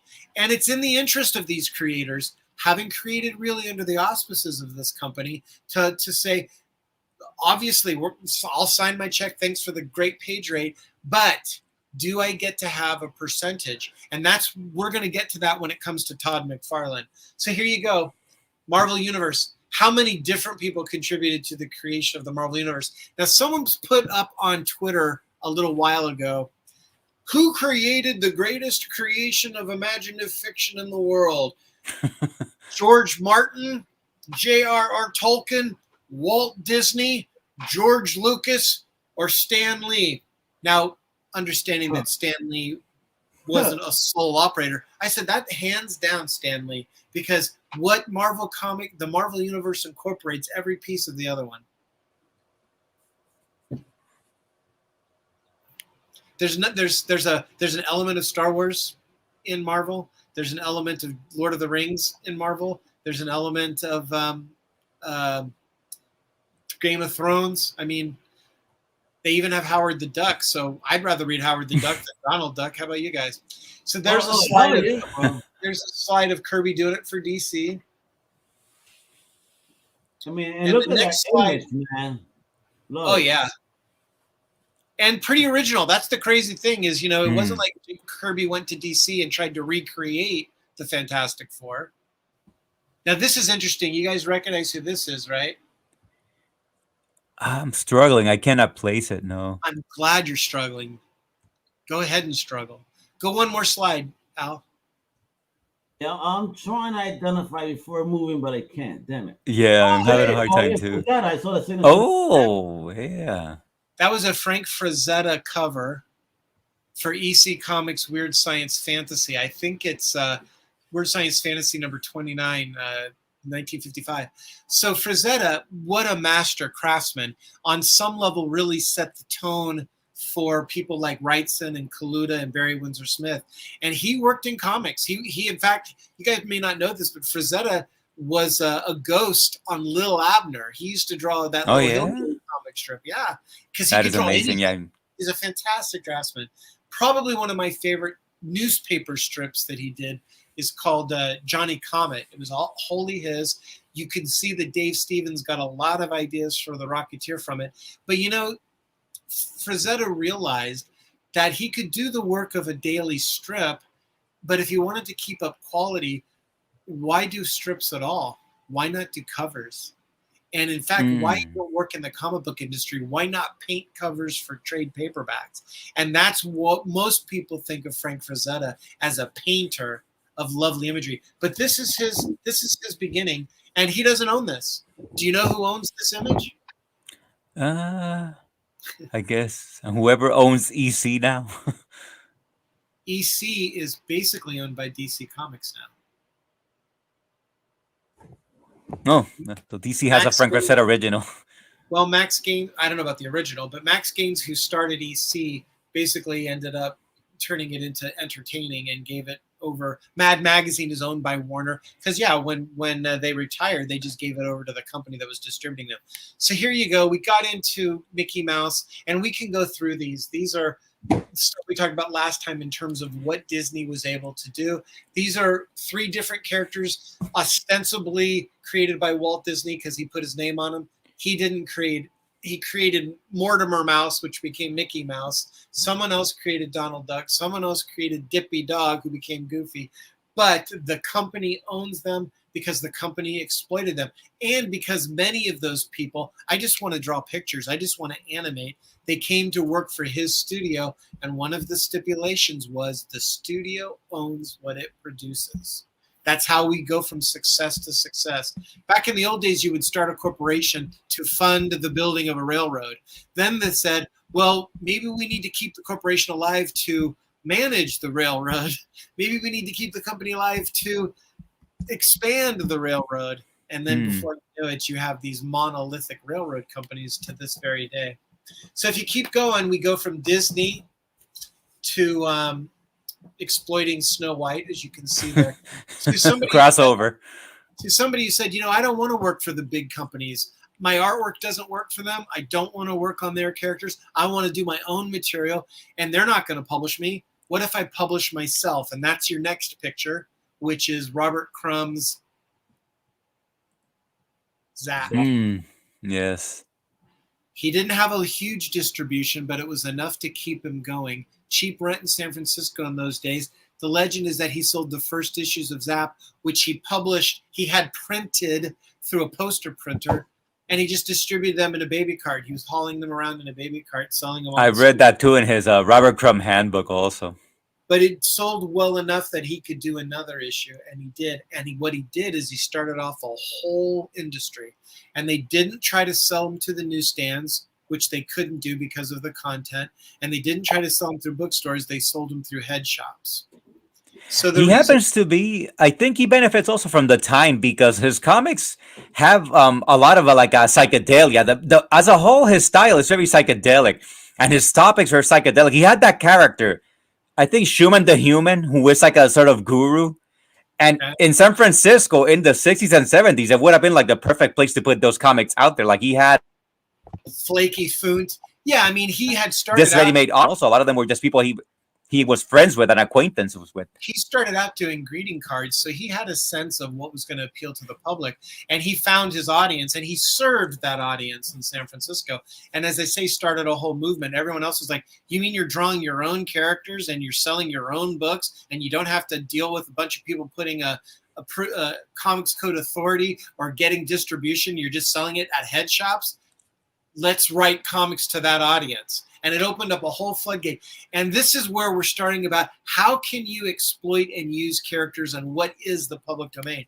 Because if we keep going, we start talking about what we talked about last time, which is creators saying, I don't have to work for the big companies to make money. I can do my own thing. And this was a bunch of people, they call themselves the Air Pirates Commune, who said, let's do a parody of Disney comics. Now, the idea, parody is where you take a character and you make fun of it. Mad Magazine is famous for doing this. And it's obvious what they're doing is they're making fun of it. They're not exploiting the original character. Super Duper Man and Captain Marvels are not going to be confused for Captain Marvel or Superman. But look at this. When I showed this to you last time, Al, you were like, what the hell is Mickey Mouse doing selling dope? Oh, no, it's you, Mel. What's he doing there? Yeah, because I'm looking at those sacks. I'm like, is he making a run across the border and like shooting at like I don't know, DEA? Yeah, I mean, it literally says dope. It says dope. I was looking at that too. It says dope. I'm like, I don't know, coke or marijuana, which I guess it would have been considered like a deadly drug. It still is to a degree. They're still fighting it.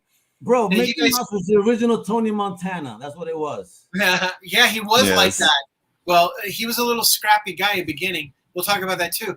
But there's two critical mistakes with this first issue. There were only 2 issues of Air Pirates. And the first one is, you can see it right up top, Mickey Mouse. There's his name. That's a trademark name. That's a recognizable name. There's no mistaking Mickey Mouse. This isn't Mikey Mouse. This isn't, Maleficent Mouse. This is Mickey Mouse. That's the first mistake they made. The second mistake they made is when I showed this to you last time, you guys went, what's Mickey Mouse doing selling dope? There's no mistaking that character. And to his credit, Dan O'Neill, who is the instigator of all this, he goes, if this is going to work, it has to look as much like a Disney comic as possible. And it succeeded so well that Disney sued them for $4 million.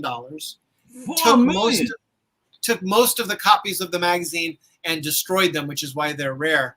Now, satire is different than parody. This is kind of a parody. because it's basically the character being made fun of. Satire is where you take the character and you recontextualize it. Watchmen can be seen as a satire, not just on Charlton characters, but on the Justice Society, all superheroes. And it's very effective satire.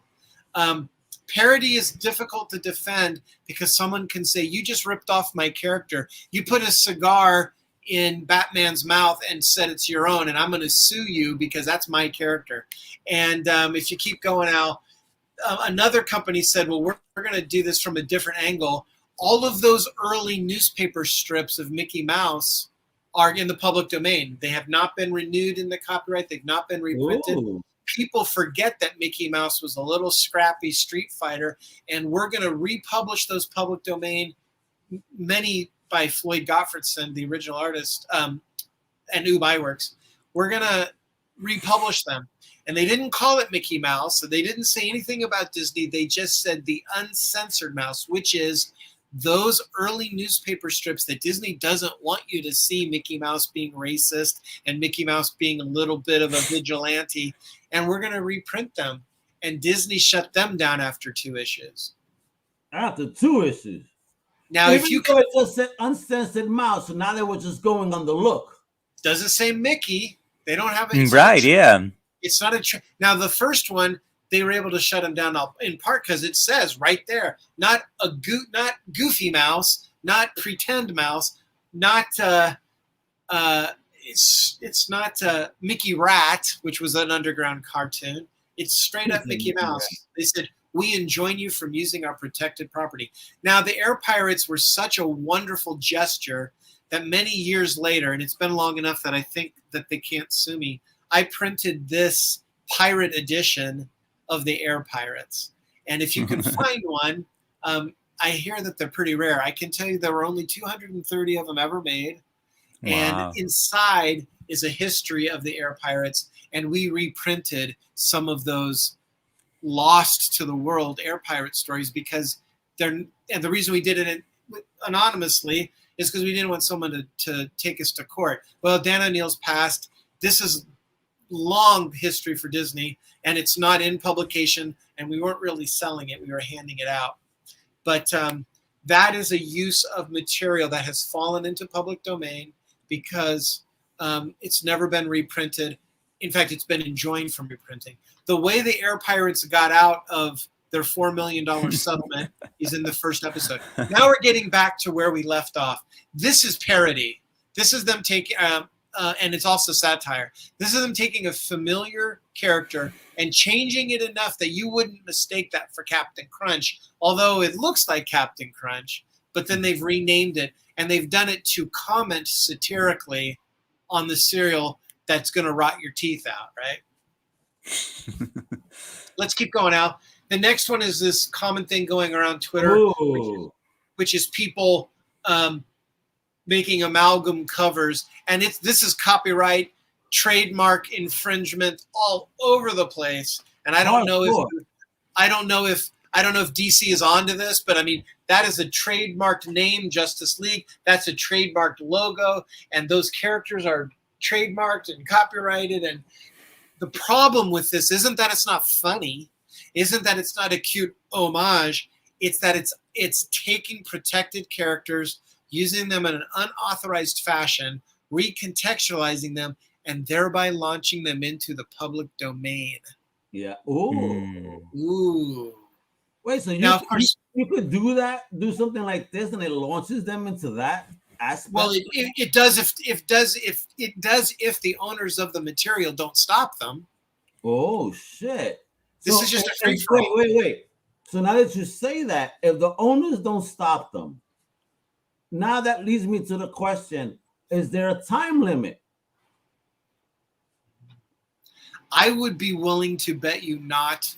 I'm sure there's probably like a 5 or 10 year, because you're going to sue them for infringement, which is a somewhat criminal act. But there is a statute of limitations. The thing is,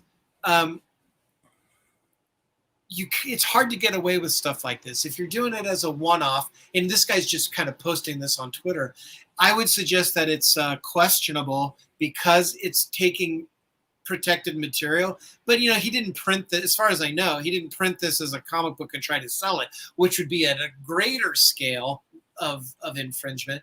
But the reason DC and Marvel would want to act upon it is because if people start doing this on a regular basis, they lose control. I mean, the guy who did this would probably stop if he got a cease and desist letter. And I'm sorry, I did mention his name, but I didn't write it on here. He would probably stop because he can't defend himself from the weight of Warner Brothers or Disney. Disney would say, stop immediately, or we're gonna sue you for $1 million. Now, how the Air Pirates got out of their $4 million is one strategy this guy could attempt, but I don't think it would work. Is the underground cartoonists of the Air Pirates said, everybody, the next time you draw a story, the next time you do graffiti, the next time you make fun of anything, do some kind of a recognizable Mickey Mouse, even if it's a silhouette, and put it in your work. And a lot of people started doing, strange and weird, satirical but recognizable Mickey Mouses, and they called it the Mouse Liberation Front. And it got so bad, there were so many instances of Mickey Mouse being found here and there and at random that Disney said, listen, you've got to stop this. And if you stop it, we'll forgive the money you owe us. We won't chase you to follow the money. I don't think they changed the settlement. They just said, we won't collect if you stop it. And they all said, okay, we're done. This guy is doing this, which is funny as hell, totally enjoyable.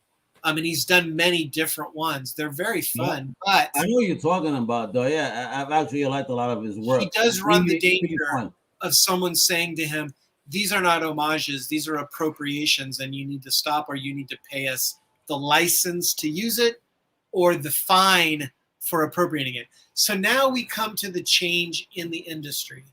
When the underground comics showed that you could do anything you wanted if you had a way to distribute it, the comic book industry itself changed, and they created what used to be called, I don't know if it's still called, the direct market. It was called the direct market because you could sell your books directly to a shop at a discount, and they would sell it, and you were in business. That's how Eclipse went into business. That's how Pacific went into business. That's how First went into business. And, of course, that's how the Teenage Mutant Ninja Turtles. Now, the Teenage Mutant Ninja Turtles, we're going to hang on here for a second because they're such an interesting example. A couple guys came up with the character. They thought, well, no one's going to print this for us. Do you think we could put the money together to print it for ourselves? Well, that probably wouldn't sell, but at least we could just kind of go, hey, guys. And if you know the origin of the Turtles, it's pretty much a straight-up appropriation of a portion of the origin of Daredevil. Yep. Now, the reason it works is because they do it in a sort of a parody, and they do it in sort of a satirical fashion. They're not telling the story of Daredevil. They don't tie the Turtles to Daredevil. They simply say that the container that struck Matt Murdock in the eyes that bounced away and no one remembered to say anything about. Yeah. Actually, right? They went into the sewer, and the turtles happened to be there. Now, Marvel, of course, can go back and tell Daredevil year one and do and pick up the thread they lost, which is that container went into the sewer. But they couldn't do this with it because this is an existent property in its own right, as mighty as Marvel was in the 90s, because not only did they publish the first issue for $3,000, they sold that out, and then they reprinted it and sold it out, and then they reprinted it and sold it out, and then they reprinted it and sold it out, and then they reprinted it and sold it out, and then they did a second issue and a fourth issue and an eighth issue and a 10th issue, and then eventually movies, all kinds of merchandise.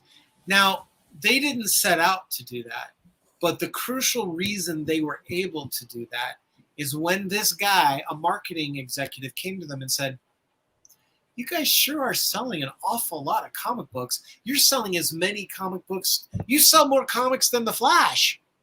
Have you guys ever thought of doing something with it? And they're like, doing something with it? We're just trying to keep up with the artwork, as creators will tell you. We're just working on the next episode. In fact, we found Garage Studios to have people write stories. And, we did a couple miniseries. And he goes, no. I mean, like, exploit these characters. And the rest is history. But the only reason that could happen and they could say yes is because they owned it outright. Yes. They could say yes to anything. They could say yes to pizza. They could say yes to movies. They could say yes to figurines. So the reason I put Daredevil after that is, of course, they derived their origin from Daredevil. But these are two, and Al, what's next is beautiful. These are two creators who said, we have something to say with this character, certainly would like to have the paycheck, and we're going to bring our biggest game to this character. If you go one more, Al, you'll see what I'm talking about. Oof, there we go. Right. Yes. And if you go just one more, yeah. Jesus. Stan Lee presents, well, isn't this Frank Miller and David Mazzucchelli at the top of their game, getting bank page rates because they're popular, and getting probably a little bit of a percentage off of this. Now, this is early in the game. We're not even sure this is ever going to be published in a graphic novel. But look at the game they bring. Bringing their craft. It's so dynamic, cinematic, but at the same time, panology. Just the pages. It's amazing. Just a game. And that's just the splash page in the opening scene. Right off the bat, yeah, like they're hooking you in with like, oh yeah, you think this is good? Keep reading. Now, both of these creators, probably to some degree funded by their excellent page rates, because they were popular. They did Batman Year One. You know, they were doing big books that were selling well. They went on to do their own things. As you're very familiar with, Frank Miller's had a great career. He's done 300. He's done Sin City. David Mazzucchelli published his own book called Rubber Blanket. He went on to do a lot of different things. There's a good money doing these characters for these big companies because they know how to exploit them. Oh my God, I'd love to write Doctor Strange because everybody knows Doctor Strange, and not only would everybody be like, oh my God, you're writing Doctor Strange, but it would be a good page rate. I'd get to play with the character. I'd get to add to the history of it, but I would have to sign it off and go, well, that was fun while it lasted. But you can do that to then fund your own things. And of course, you know who I'm talking about when I say that. Go one more. Oh, boom. Alan Moore, who became such a famous creator that DC went to him and said, well, we're trying to integrate these characters we bought that we're not really making much progress with. Is there something you can do with them? And he came up with this amazing idea. And as often happens with the company, they say, that's astounding. We can't do that. You'll ruin Blue Beetle. We'll never be able to use Blue Beetle again. Oh my God. We'll never be able to use Peacemaker again. Oh my God. Well, you know. So Alan Moore said, well, I can do something else with it. Now, the reason I want to talk about Watchmen is not only, oh yeah, come back, Al. Because we're about to get to that. The reason I wanted to talk about Watchmen is this weird thing. Alan Moore made an agreement with them that said, I have this, go back one more, Al. I have this idea of what we can do with those Charlton characters. You don't want to do that with those characters. You want to do something else with those characters. But I'm going to have a participation in that exploitation. Watchmen is owned by you because I'm writing it for you, but it's my original idea and I want a piece of it. And the original deal, Al, will you go back one? The original deal was that they would do this 12-issue series, maxi series, and probably it would be collected. But it was a one-off, and that was it. That was Alan Moore's stipulation with DC. And you know that they have not kept that agreement. Obviously have not kept that agreement. Yes. They have recognized, just as they did with Kirby's New Gods, they have recognized the value of Watchmen, partly because of its high profile, a lot because of his name, and they have exploited it to heaven. And what's interesting about Alan Moore, and you can agree with this or disagree with this, I would suggest that he's made enough money doing other things, but he said, I want no participation in this. You haven't kept our agreement. I don't want my name on it. I don't want to be associated with what you're going to do with it, because the idea was we were going to do something pure and singular, and you've stolen it from me. Mm. That's his version of the story of Watchmen. Dave Gibbons, stays involved. He worked on, his name is on the movie, but even in the collected editions, the absolute editions, it says the writer, the original writer. I remember the movie credits for the Zack Snyder movie also says co-created by Dave Gibbons. Like it doesn't, Alan Moore kept his name out of it. And he's done that with a lot of different things. And now what Alan Moore did eventually do is he made a deal. We'll talk about Image in a minute. Okay, Al, the next one is the one you were reading, I guess, right?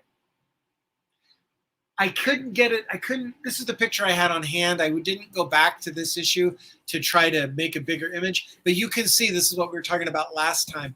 That is Swamp Thing on Golgotha at the crucifixion of Jesus Christ. Crazy. It kind of insinuates that he is the crucifix upon which Jesus Christ. Oh, wow. Yeah.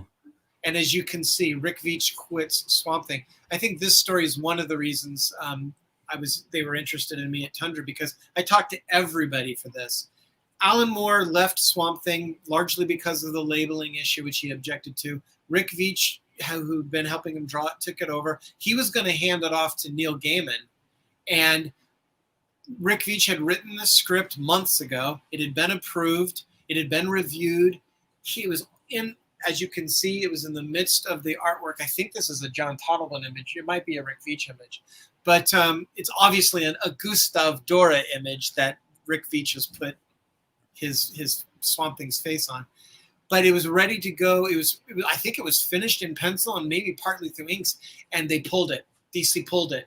They said, you can't do it. It's too controversial. Now, at the time this happened, which was the late 80s, there was a lot of fuss about violence in comics. And Al, if you advance it one more, you'll see that this story opened out into talking about violence in comics. There was a book at the time, I don't know if you guys remember it, called Wasteland, which was very gory and very objectionable. In the upper left-hand corner, you can see Mike Grell's Green Arrow showing a woman being crucified. It was a big outrage. There's an issue of Justice League in the middle of the second page that's basically evoking The Exorcist.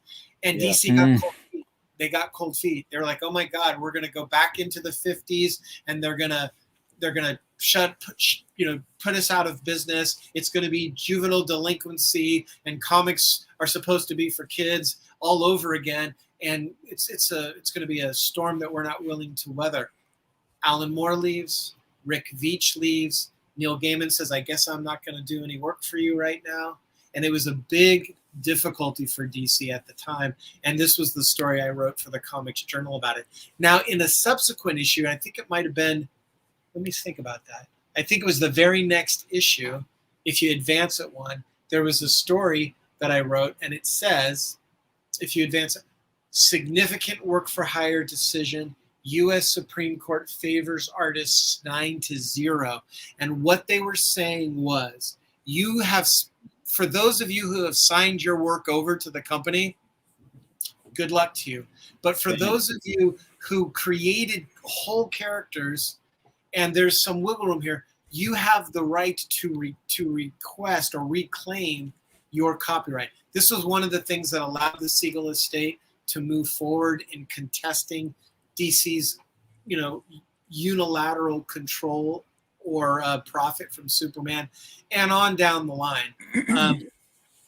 There's a little image of Cloak and Dagger above them, which is another character that Marvel has struggled with in terms of ownership. I think Bill Mantlo and Rick Leonardi actually created those characters. So if you advance it one more, we're going to get to the climax here on some level.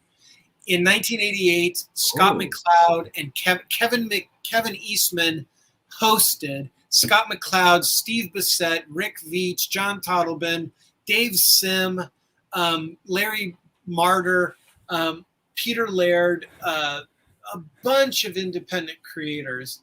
And they said, let's work out a Bill of Rights. the interesting story about this is Gary Groth. Reading that in Scott McCloud's book, Understanding Comics, he actually had the break down there. Yeah, pretty cool. This is them saying, we're going to create for you, and we're going to get our paycheck and do what you like. But when it's our material and we're publishing it ourselves or we're publishing it through another company, we're going to exert these controls over our work. We want to have participation in the exploitation of our work. And this document here, in its very first form, Gary Groth, who is a champion of creators' rights, owns the Comics Journal. He didn't want to have anything to do with this.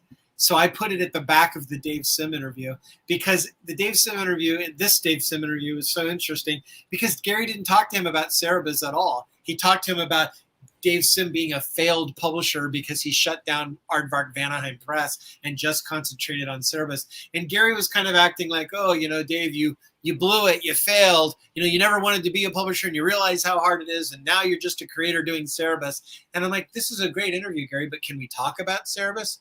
So we contrived to illustrate the interview with great examples of Cerebus artwork. This is notwithstanding kind of the weird political turn Dave Sim later took. But Dave Sim, I thought he had created that specifically for Cerebus. Like, it was not intended for other artists. It was for his own creation that he had created. What was, Mel? What was created? I thought he had created Vanheim Press specifically to publish Cerebus, to publish his own creation. No, because what often happens when you have he did, but what often happens when you're having success with the creation like that is you have a little bit of surplus. And Dave Sim loved having the surplus, but his wife, Denny Boubert, who helped him start Vanaheim, she's like, well, let's take some of the proceeds and let's publish other things. Journey by William Mester Loebs. Yeah. Normal Man, Jim Valentino's Normal Man, I think, started there. So, these are creator-owned properties. And Dave Sim was like, well, that's great, but where's my money? And Denny is like, well, we're expanding our line. And Dave was like, I don't want to expand our line. So, of course, she went off and founded Renegade Press, retained some of those creators. William Mester Loebs went to Fantagraphics, in fact, and continued doing Journey, which is a lovely, weird, rare black and white creator-owned book. He eventually went to write for DC. But this is the first iteration of this, and this was the inspiration for Tundra. And Kevin said, we're going to be a publisher. This is what he told me anyway. We're going to be a publisher that respects creators' rights. You are going to retain your interest in your character. The character is yours. You own the right in the character.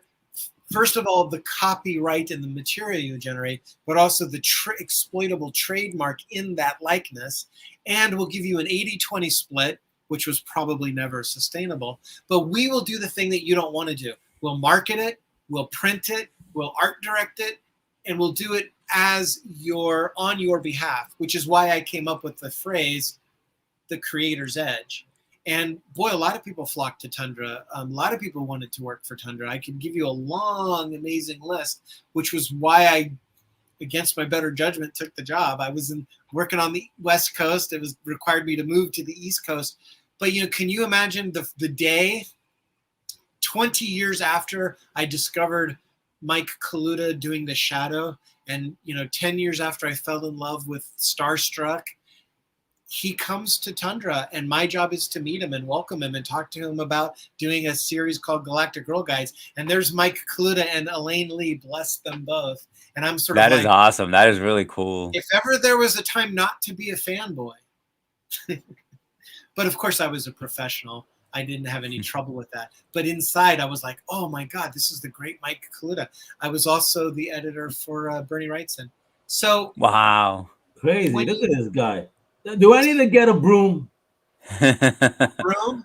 Yeah, man, because I need to start sweeping all these names you're dropping.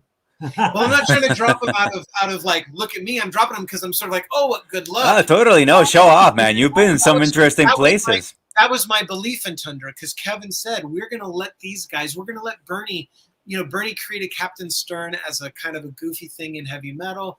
And then it was in the heavy metal movie. And he was like, I have this character. I don't know how to exploit him. And Kevin said, let us print it for you. Ah, sure. Alan Moore was working on From Hell. He was publishing it serially in Steve Bissett's wonderful, weird magazine Taboo. And it was like, well, what are we going to do? Steven didn't have the scale to publish that, but Kevin said, we'll publish that. We'll collect it as a series when you're done. So it was a dream come true. It had a lot of good intentions. Kevin Eastman will forever have my belief and esteem. The problem was much more organizational. And of course, it ultimately became financial. And this is one of the things we're talking about. The original Tundra contract was essentially 16, 17 pages. By the time I left, it was 35, 40 pages. And some of that was just making sure we covered the bases, but a lot of it was capturing the rights to exploit the material. Sure, you want the company to survive. Definitely you want Kevin to see some kind of return and profit. But now we're starting to wrest control of material, and things started getting really weird from that point. What the hell is this? This is the second comic book script I ever wrote for a book called Real War Stories. And I included many pages of it because I wanted you to kind of see. This is a book called Real War Stories, which was a documentary book about exploitation of the military by the United States government. And one of the stories, the story I was assigned was about Agent Orange. You guys remember Agent Orange in Vietnam? I remember, yeah. Still a thing. Not only were soldiers exposed and suffering from that, the United States had finagled the legal system so that they had no responsibility for it. And it got very twisty and very surreal. And I thought, with the help of Joyce Brabner, the only way to really tell this story is kind of like down the rabbit hole. Go to the next page, Al. Do you still have that script somewhere, Doctor? Oh, so you can see, yes, of course. I have some of the original art, as you'll see. So Stephen DeStefano, I think, did a spectacular job. This is what we call satire. These are public domain characters. Disney has their version of Alice in Wonderland. Lewis Carroll wrote his version in the last century, and those characters in the public domain now. And we thought, what if we took Lewis Carroll's satirical idea and we recontextualize it to explain? And as you go further, Al, if you go another one, you'll see that I basically take a central thread. Here's the Mad Tea Party. And what's the tea at the Mad Tea Party? Agent Orange. Oh, wow. That is clever. Yeah. We explained what was going on and how the government was getting out of liability for all of these thousands, tens of thousands of soldiers in Vietnam who were exposed to Agent Orange. And it's actually pretty funny, and it's actually pretty satirical. And it's the idea of taking a public domain property and going, how can we bring its essence into the present in a way that's understandable? So Al, if you go one more, or are you on it? Yeah, there it is. So if you look at the center, there it is. Oh, wait. If you look at the center panel in the second page and advance it one, there it is. So of course, what she says in the Alice in Wonderland, she says, "Off with their heads," because Alice is going, why are things so weird? Why are you doing these things? And I said, well, sure, off with their seditious heads. Are we to allow idle questioning of national security? This is not appropriation for reuse. This is appropriation for satirical use, and it happened to suit the material very well. If you go one more, you'll get to see it in glorious color. So I think Stephen DeStefano did a spectacular job of capturing the Tennille characters, but bringing them into this particular story.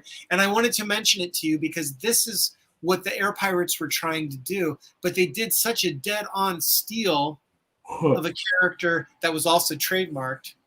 So here you go. This is Mark Martin, who was the art director at Tundra, before he was doing a satire on Daredevil. You know what that? I mean, okay. You know what you see right there, Mel? Look, not a Marvel comic. Now that's making sure establish, yeah. But the font is kind of like Daredevil. Yeah, the Marvel Daredevil font. That's what he did that the Air Pirates didn't do. He put a label on it that said, "By the way, make no mistake." Now look at the next image, Al. This is hilarious. Oh my God! Ha! Oh wow! Now, if you know what you're looking at, you know what you're looking at, right? No, Oh, yeah. Graphic novella. Tadpole prankster. Electra Assassin. Yeah. But he's Yeah, it does look. Bruce and Yeah, Kevin. What very do you well mean? done. That's a total rip of the Bruce and Kevin's Electra Assassin. Total rip. it's a parody, and he used it for satirical purposes. You can decide whether he was successful at it, but it's recognizably playing off it without just copying it. Yeah. You could tell by the font, the title font, and just the artistry and the position of the character. If you remember the cover. I love the 3D glasses. Yeah. Now with the Air Pirates, it was very obvious that they were taking Mickey Mouse and putting him in contexts that were objectionable. Elementals. This one is him taking Electra Assassin and making fun of her. Now, I put this one here because we were just talking about Bill Willingham. He has a long history in comics, and he started as a creator-owned title through Comico. Do you guys remember Elementals? No. Vaguely. I do remember Comico, but I do not remember Elementals. Yeah, right. It's long gone.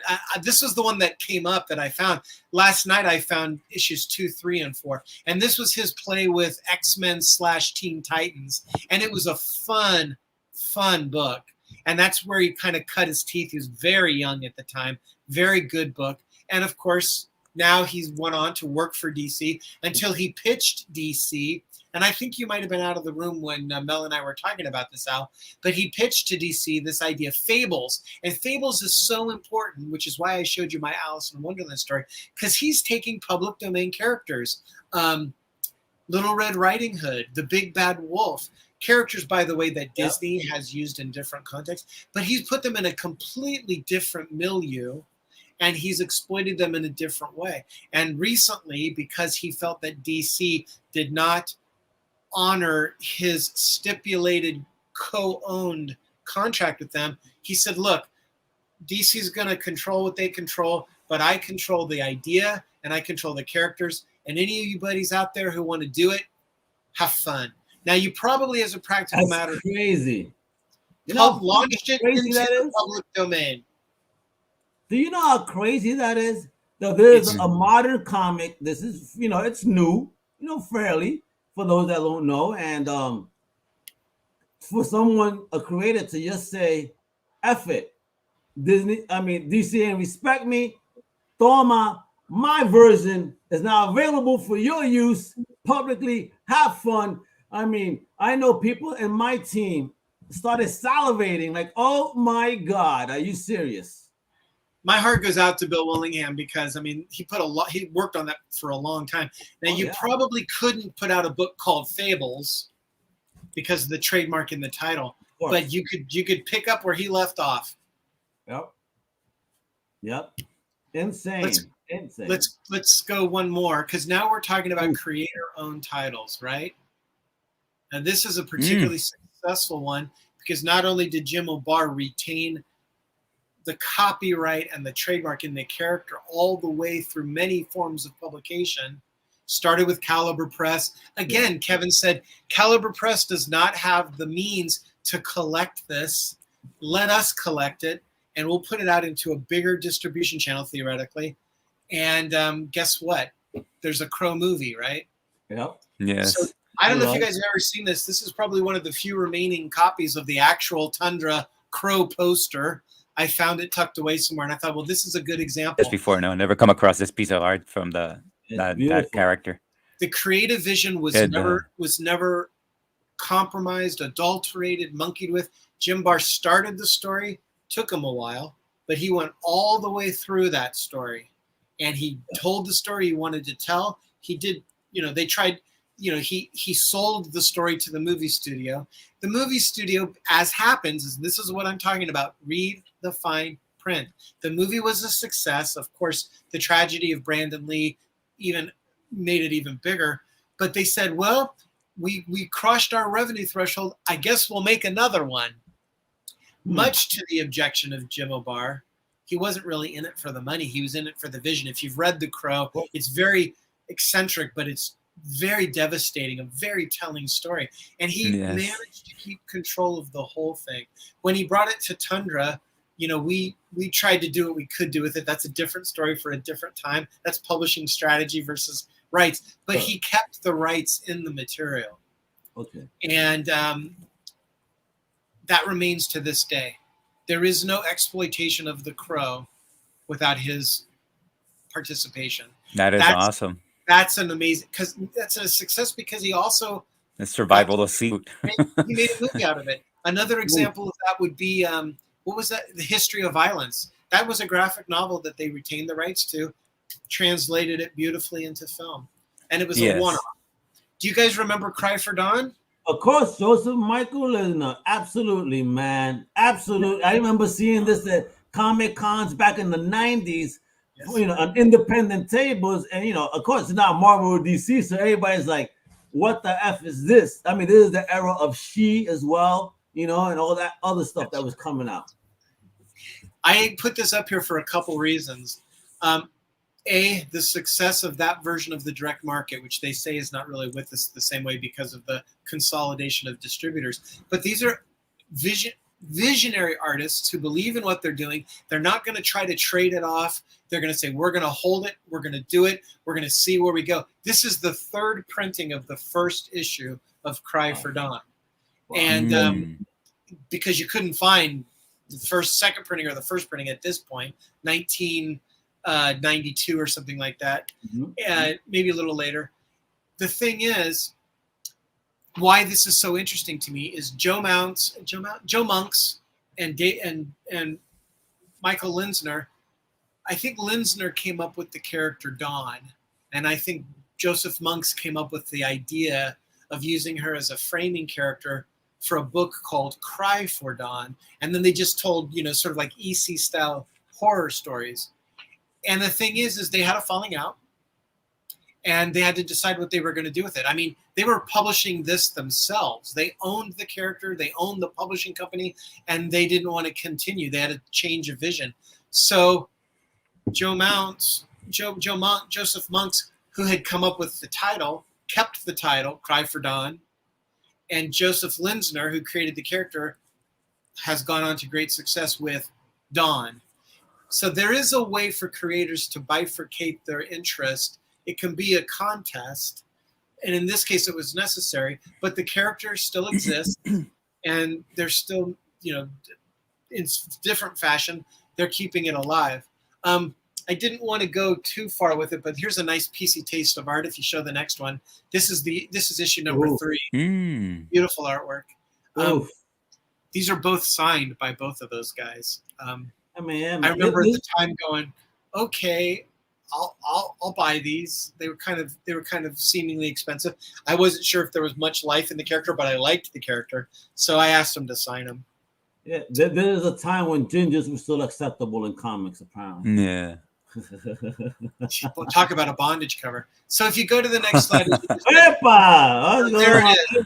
Now this is Rick Veitch saying, "I got a Watchmen story in me. I can make a satire." Who is that? Is that Robin? Oh shit, bro! That's like Village People, Robin. Yeah, I was gonna say, the naughty Robin. naughty. And this is Tundra helping King Hell Press bring this. Rick Veitch had enough money to print the first issue, second issue, but to keep it going and to collect it, so he turned to Kevin Eastman, Tundra, and said, let's put this book out. And this was a point of purchase display. This was supposed to be hanging from the wall over your cash register. Now, let's see what it looks like on the other side of this. Oh, shit. Oof. Damn, yo. Seriously, what a flip. Art, but looks like one of the guys from They Live. Not even. He looks like remember Return of the Living Dead? The one that came out the can? Yeah, it was total. And he was a zombie in the book, as I recall, or almost dead. Because in this, I don't know if you know the story of Brat Pack, but it's a big satire on Justice League, basically on Trinity. It's a spoof on the Max Immortal is Superman, I guess you could say. Anyway, and here's Chirpy or Chippy, and he's basically doing a 6-issue satire on modern comics. Now it's a little rougher way rougher, way more sexualized than Watchmen, but that's because he was doing it independently. And to this day, he owns the rights to it, because when he came to Tundra, he said, "You're going to help me publish and promote this. You're going to spend money I don't have to make displays like this, but it's my character." Gotcha. And that's a great display. Ooh. So I got to tell you guys a X-Men story. #1. I know we're running through the time here, but when I was at Tundra, the lawyer who I knew at the Comics Journal doing some of those stories, and that I also knew at Eclipse because he was publishing an editorial cartoon magazine called Bullseye, who was the attorney for Robert Crumb. While I was at Tundra, he called me up and he said, "Listen, you know how Marvel has got a whole renaissance going with these new creators, and they're selling 1 million copies. X-Men #1 by Jim Lee, 1 million copies. Todd McFarlane's Spider-Man #1, 1 million copies. Rob Liefeld, you know, these guys are not happy." And I said, why would they be unhappy? They're getting good page rates and good bank on a percentage of the sales. Why would they, and even collection rights at that point, because Marvel knew that that was what was going on in the industry. Why would they be unhappy? Because they're not getting enough of the pie. Well, they must have been getting enough of the pie to start their own publishing company. You know? Yeah, eventually they did that, yeah. Image Comics, which of course, at a certain point, it just makes sense. Why don't we go back and collaborate with Marvel again? So this is a late stage Top Cow Image comic published through Marvel. Actually, I think Top Cow separated from Image, and then he wanted to exploit the characters and took them to Marvel. Yeah, but I mean, Top that's Cow an is a example. Studio, yeah. That's an example of this creative talent. You know, when you look at Spawn, I'm not sure what you see, but you see many of the things that were being done with Spider-Man, but Todd McFarlane saying, "I don't need Spider-Man.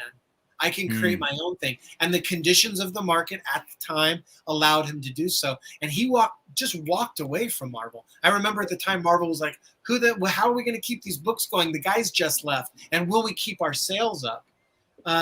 So McFarlane, I got this call and the guy said to me, "Now, one of the people working for Marvel, he wants to leave Marvel, and he's got a property, and I think you should publish it." And I said, "Really?"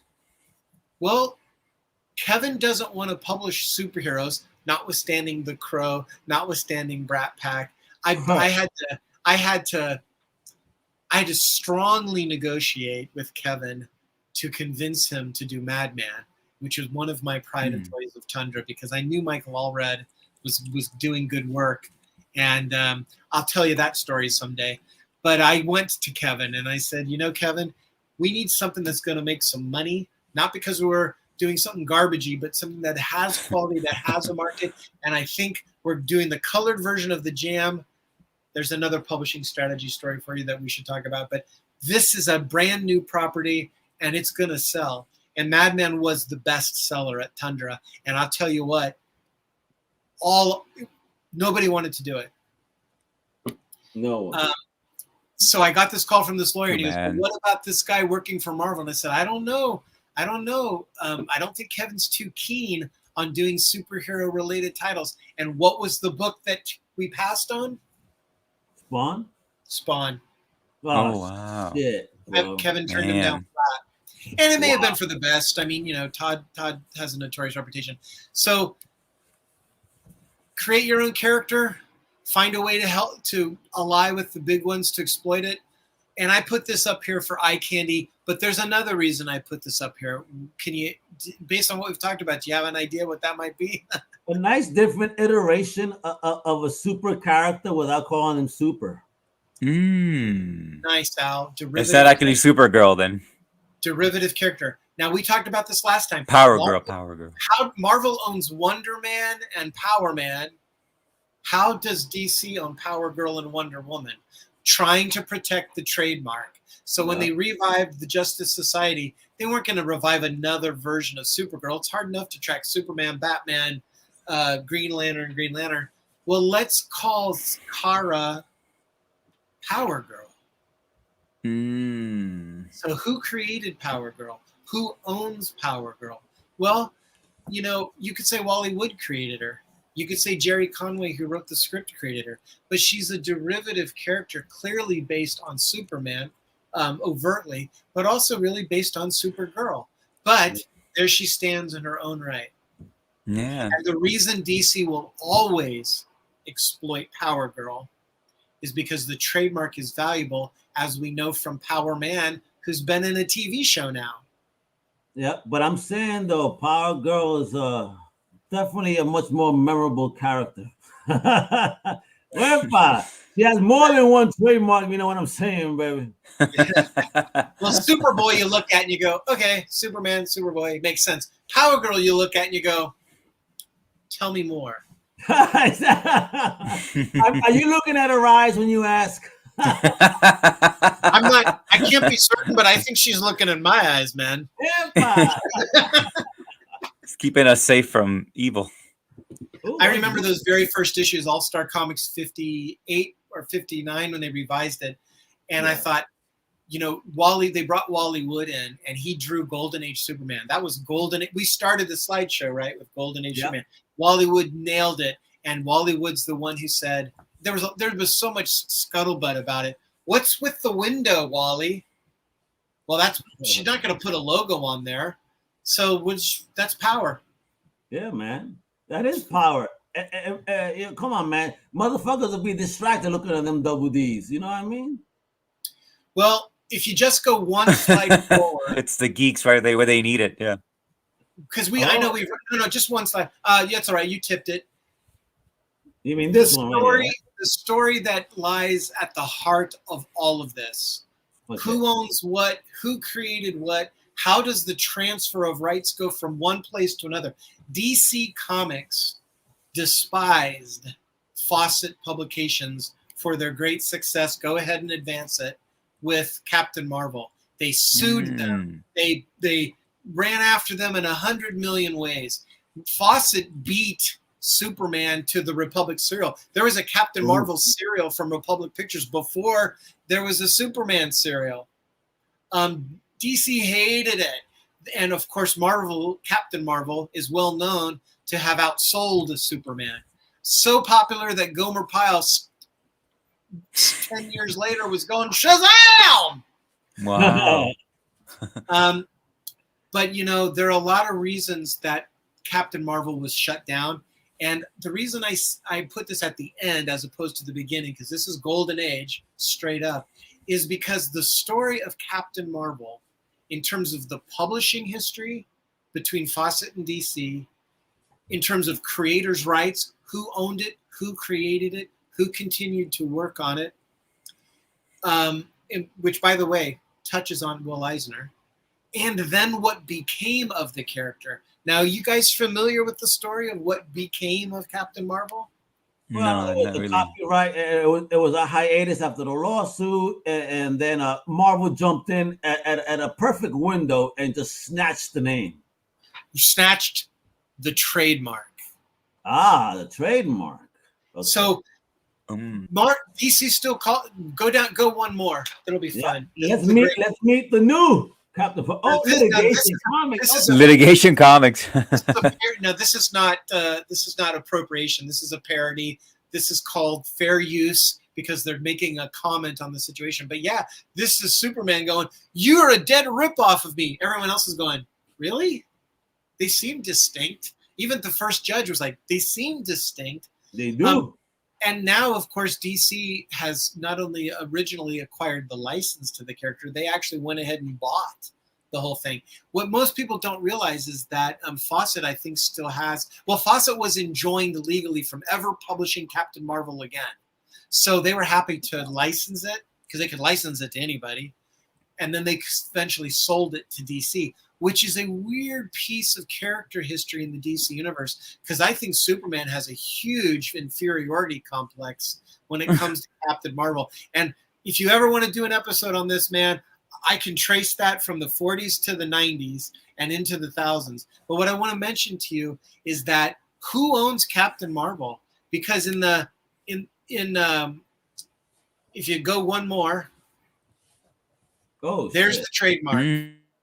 Now, I saw a really great comment. I don't remember if it was on Twitter or on one of the blogs, but it was talking about how people say, Marvel doesn't know what to do with Captain Marvel. The character has had some interesting points. Jim Starlin had an interesting run, but he's been all over the place. And now we've got Captain Marvel's a woman, and what's going on with Captain? It doesn't matter. It does not matter. What matters is that Marvel continues to exploit the name so they can retain the trademark. Because imagine how upset they are for anybody to use the name Marvel in almost any context. Well, yes, absolutely. This is why they want the Miracle Man, because he was also called Marvel Man at a point. And that's what I was going to say, Al. If you want to really get down into the weeds on this, Marvel Man was an attempt for the British licensor of Captain Marvel to keep the project going. The thing is, it's a dead steal of Captain Marvel.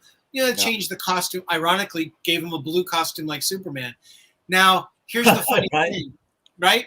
And, that was back in the day when we didn't have international rights in the way we do now. And so eventually that company went out of business. And somebody in the 80s, guy named Des Skin, bless his heart, and Alan Moore, bless his heart, the two rapscallions, they decided to revive that character because they hadn't seen it for years. Now, you instantly have a couple problems. Now there's a Marvel UK going, why are you calling that guy Marvel Man? They're like, this character pre-existed Marvel Comics.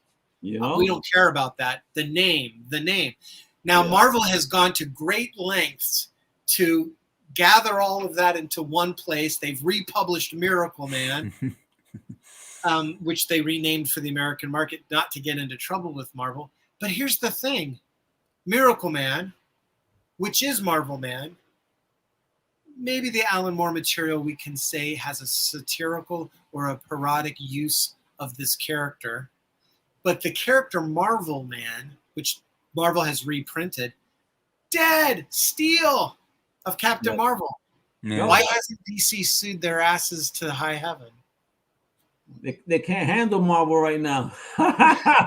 Well, because Marvel's owned by Disney. Nobody wants to go up against Disney. I used to think, DC should sue Marvel, and say to them, "You can keep the character Marvel Man if you must. We understand, but give us the trademark to Captain Marvel." And of course, Marvel would never do that. So now you have Captain Marvel Shazam or whatever the hell he's called. I mean, it doesn't make any sense. Okay. And look at the other iteration, the Jim Starlin version that became so popular. That's a Gil Kane cover. Isn't that beautiful? Yeah, it is. Yeah, it's amazing. So dynamic. But Jim took that character though to the next level though. Oh yeah, Starlin did something with him. Well, here's Gil Kane not long off of his creation of the Green Lantern costume going, I got another version of that. Yeah. And my hair's getting there too, man. Maybe I'll be the new Captain Marvel and then Marvel will come after me. Oh, you'd ace it, man. I'll be the Marvel is Mega. There we go. Mega Man. Wepa. And then of course another satirical. Everybody loves throwing these guys together. And I think the next one wins. I think the next crossovers.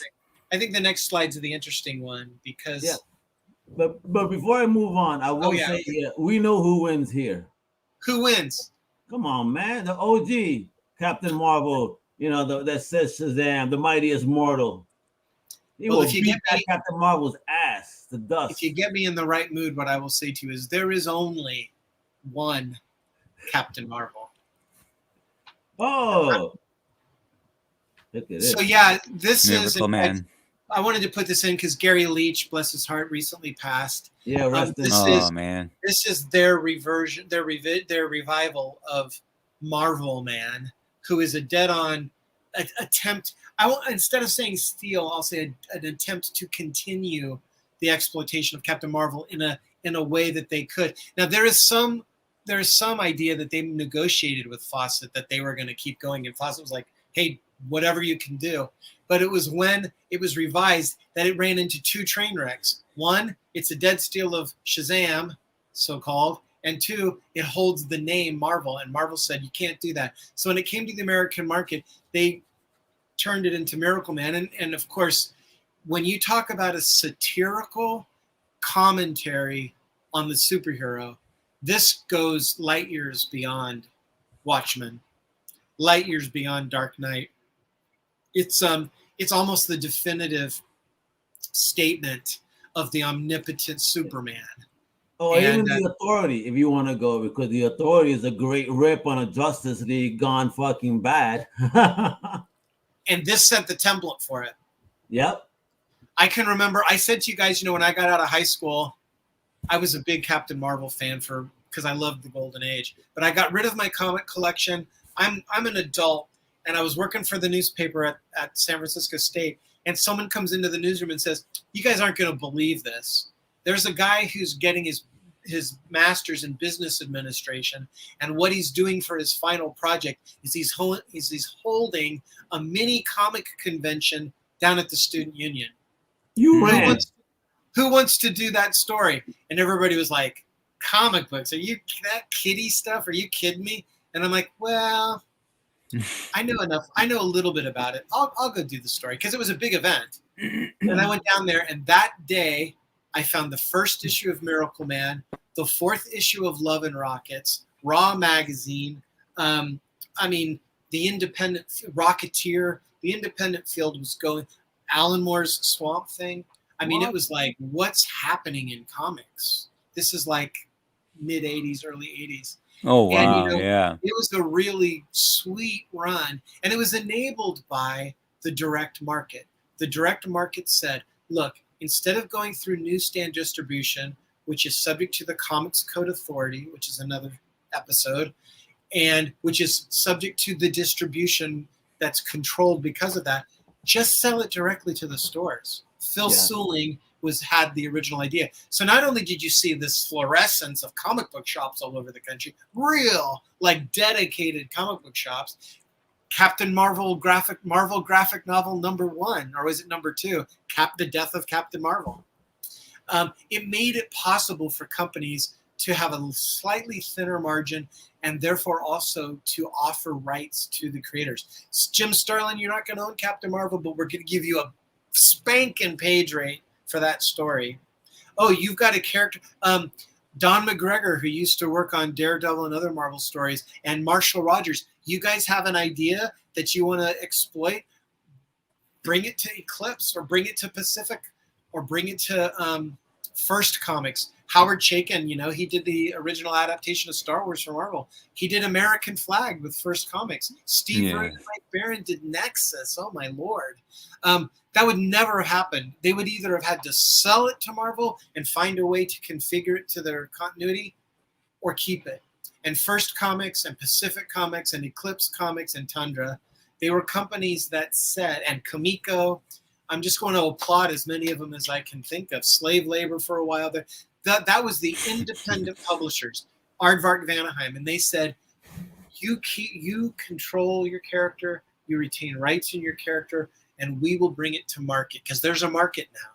And up until the distribution wars, which killed Pacific Comics and killed Capital Comics, which tried to revive itself as First Comics, until the distribution wars and then the consolidation under Diamond,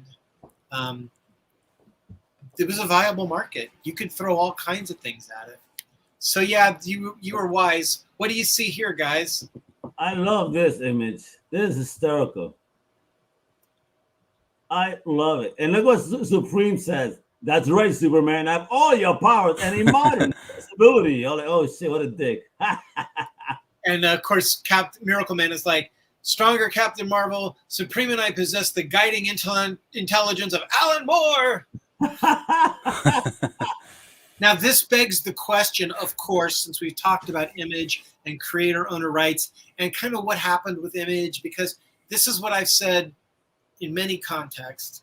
When you create an entity, it stops being about the mission to create the best comic books possible, and it becomes about preserving the entity. So Image, of course, if it was going to survive, it couldn't just be a bunch of studios throwing out books when it could. It had to become a publisher, and that's what it is today.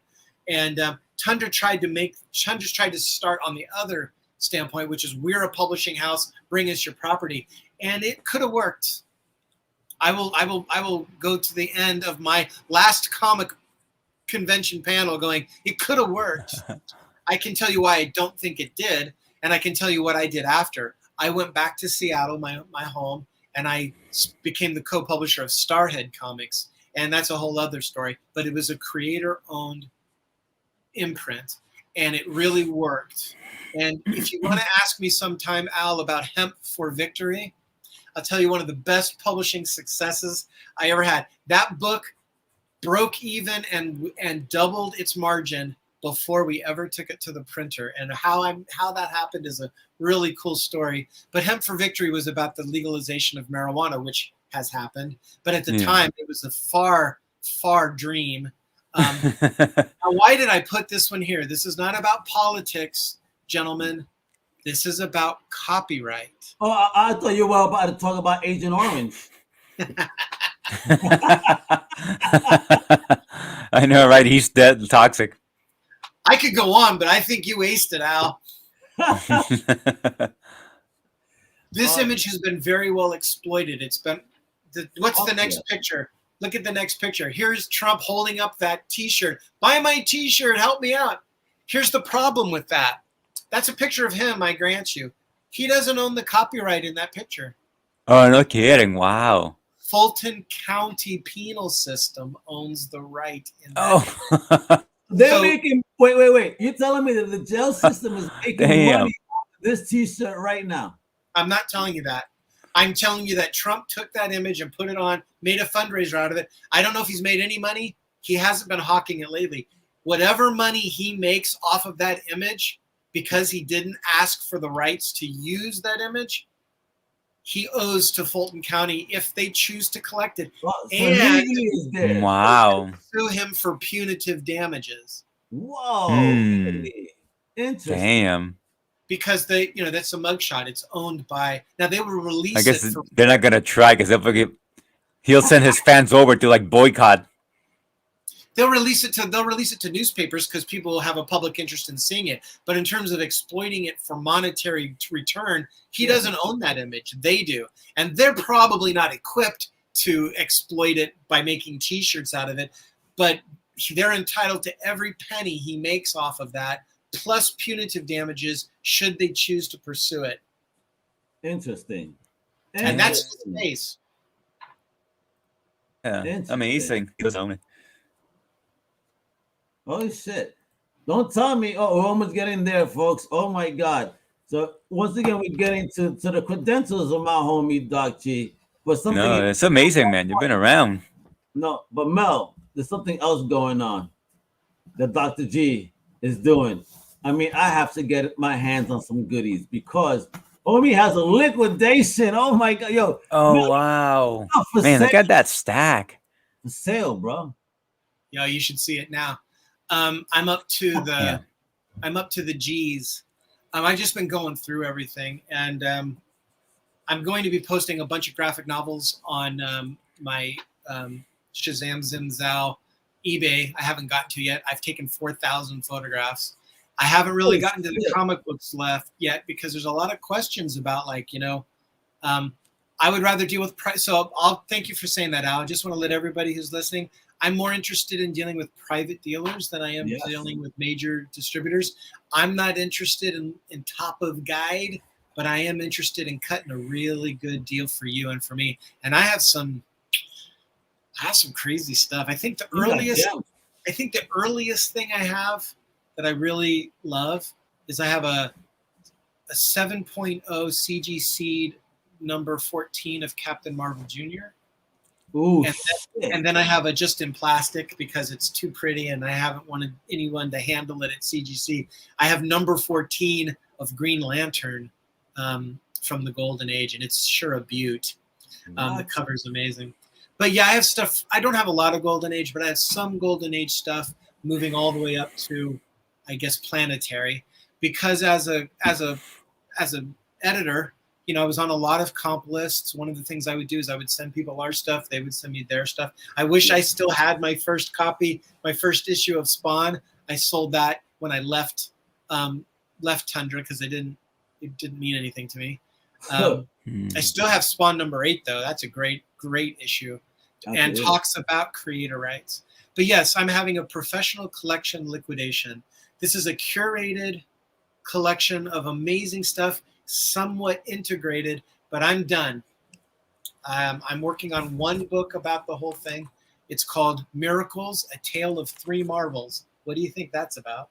Hey. And otherwise, it's available for inquiry. I have lists. You have my number. You have a way to contact me. And I'm open to looking at your wish list. Some of the things you've seen on this show are actually come from my collection. But yeah, I have deep runs, and most of it, if not all of it, is in very fine or better condition. Oof. Folks, you got to make it rain over here. When that happens, it's going to be one of the wildest collections out in the market, for real, that fans are going to be loving. So again, you fans, you people that like those claim sales, my drunken chat people, believe you me, when he does this, you guys stay at attention, and you stores, stay away.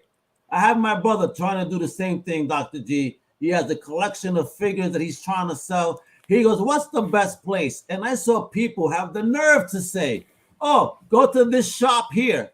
Absolutely not. You never go to a store because, and this is the line that I hate. Oh, I can't offer you top dollar because I have to sell it too. Guess what? That's not my problem. I'm selling it to you. Whatever you got to do is your issue, not mine. I need my price. You know what, Al? I love that you said that, and I thank you for allowing me to mention this to people. It comes back to what we were talking about before. Whether you're creating a character and trying to keep a slice of it so that you don't have to draw until you're blind. Same with the collection. It's percentages.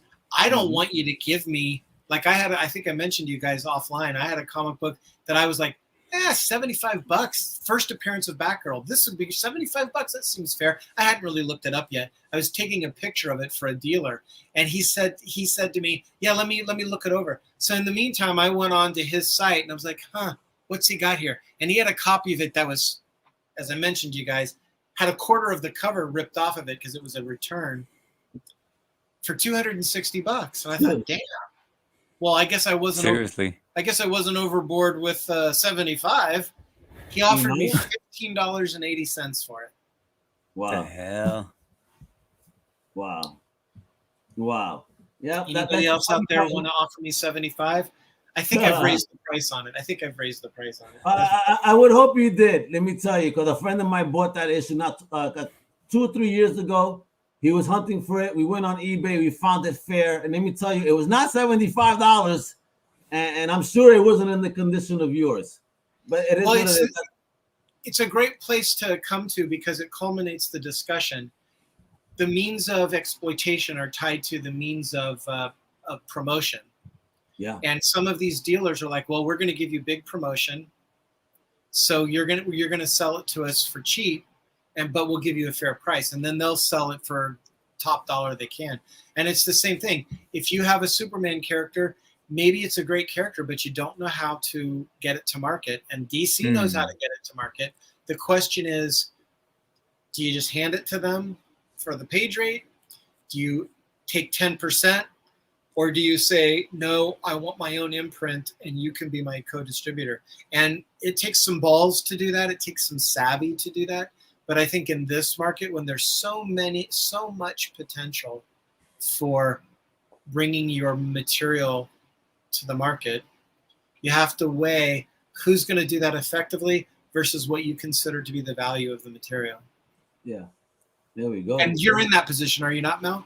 You're creating. I think all of us are, and or at least that's where I want to be. Like I realize, the platforms are a great like a venue for that, but I don't know how to work them. I don't know how to leverage them. So that's one of the things that I'm learning. I'm talking to influencers, people who have high follower accounts.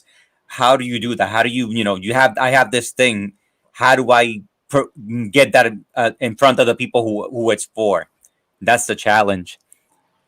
I think one of the reasons this subject came up, and I asked Al if he wanted to go for it, is because the Writers Guild of America strike was like, this is what we've been talking about for a long time now. Yep. And there are some online publishers, and they don't even have the expense of printing books half the time, but they're asking people to bring them material, and they're saying, oh yeah, we're the next big creator friendly thing.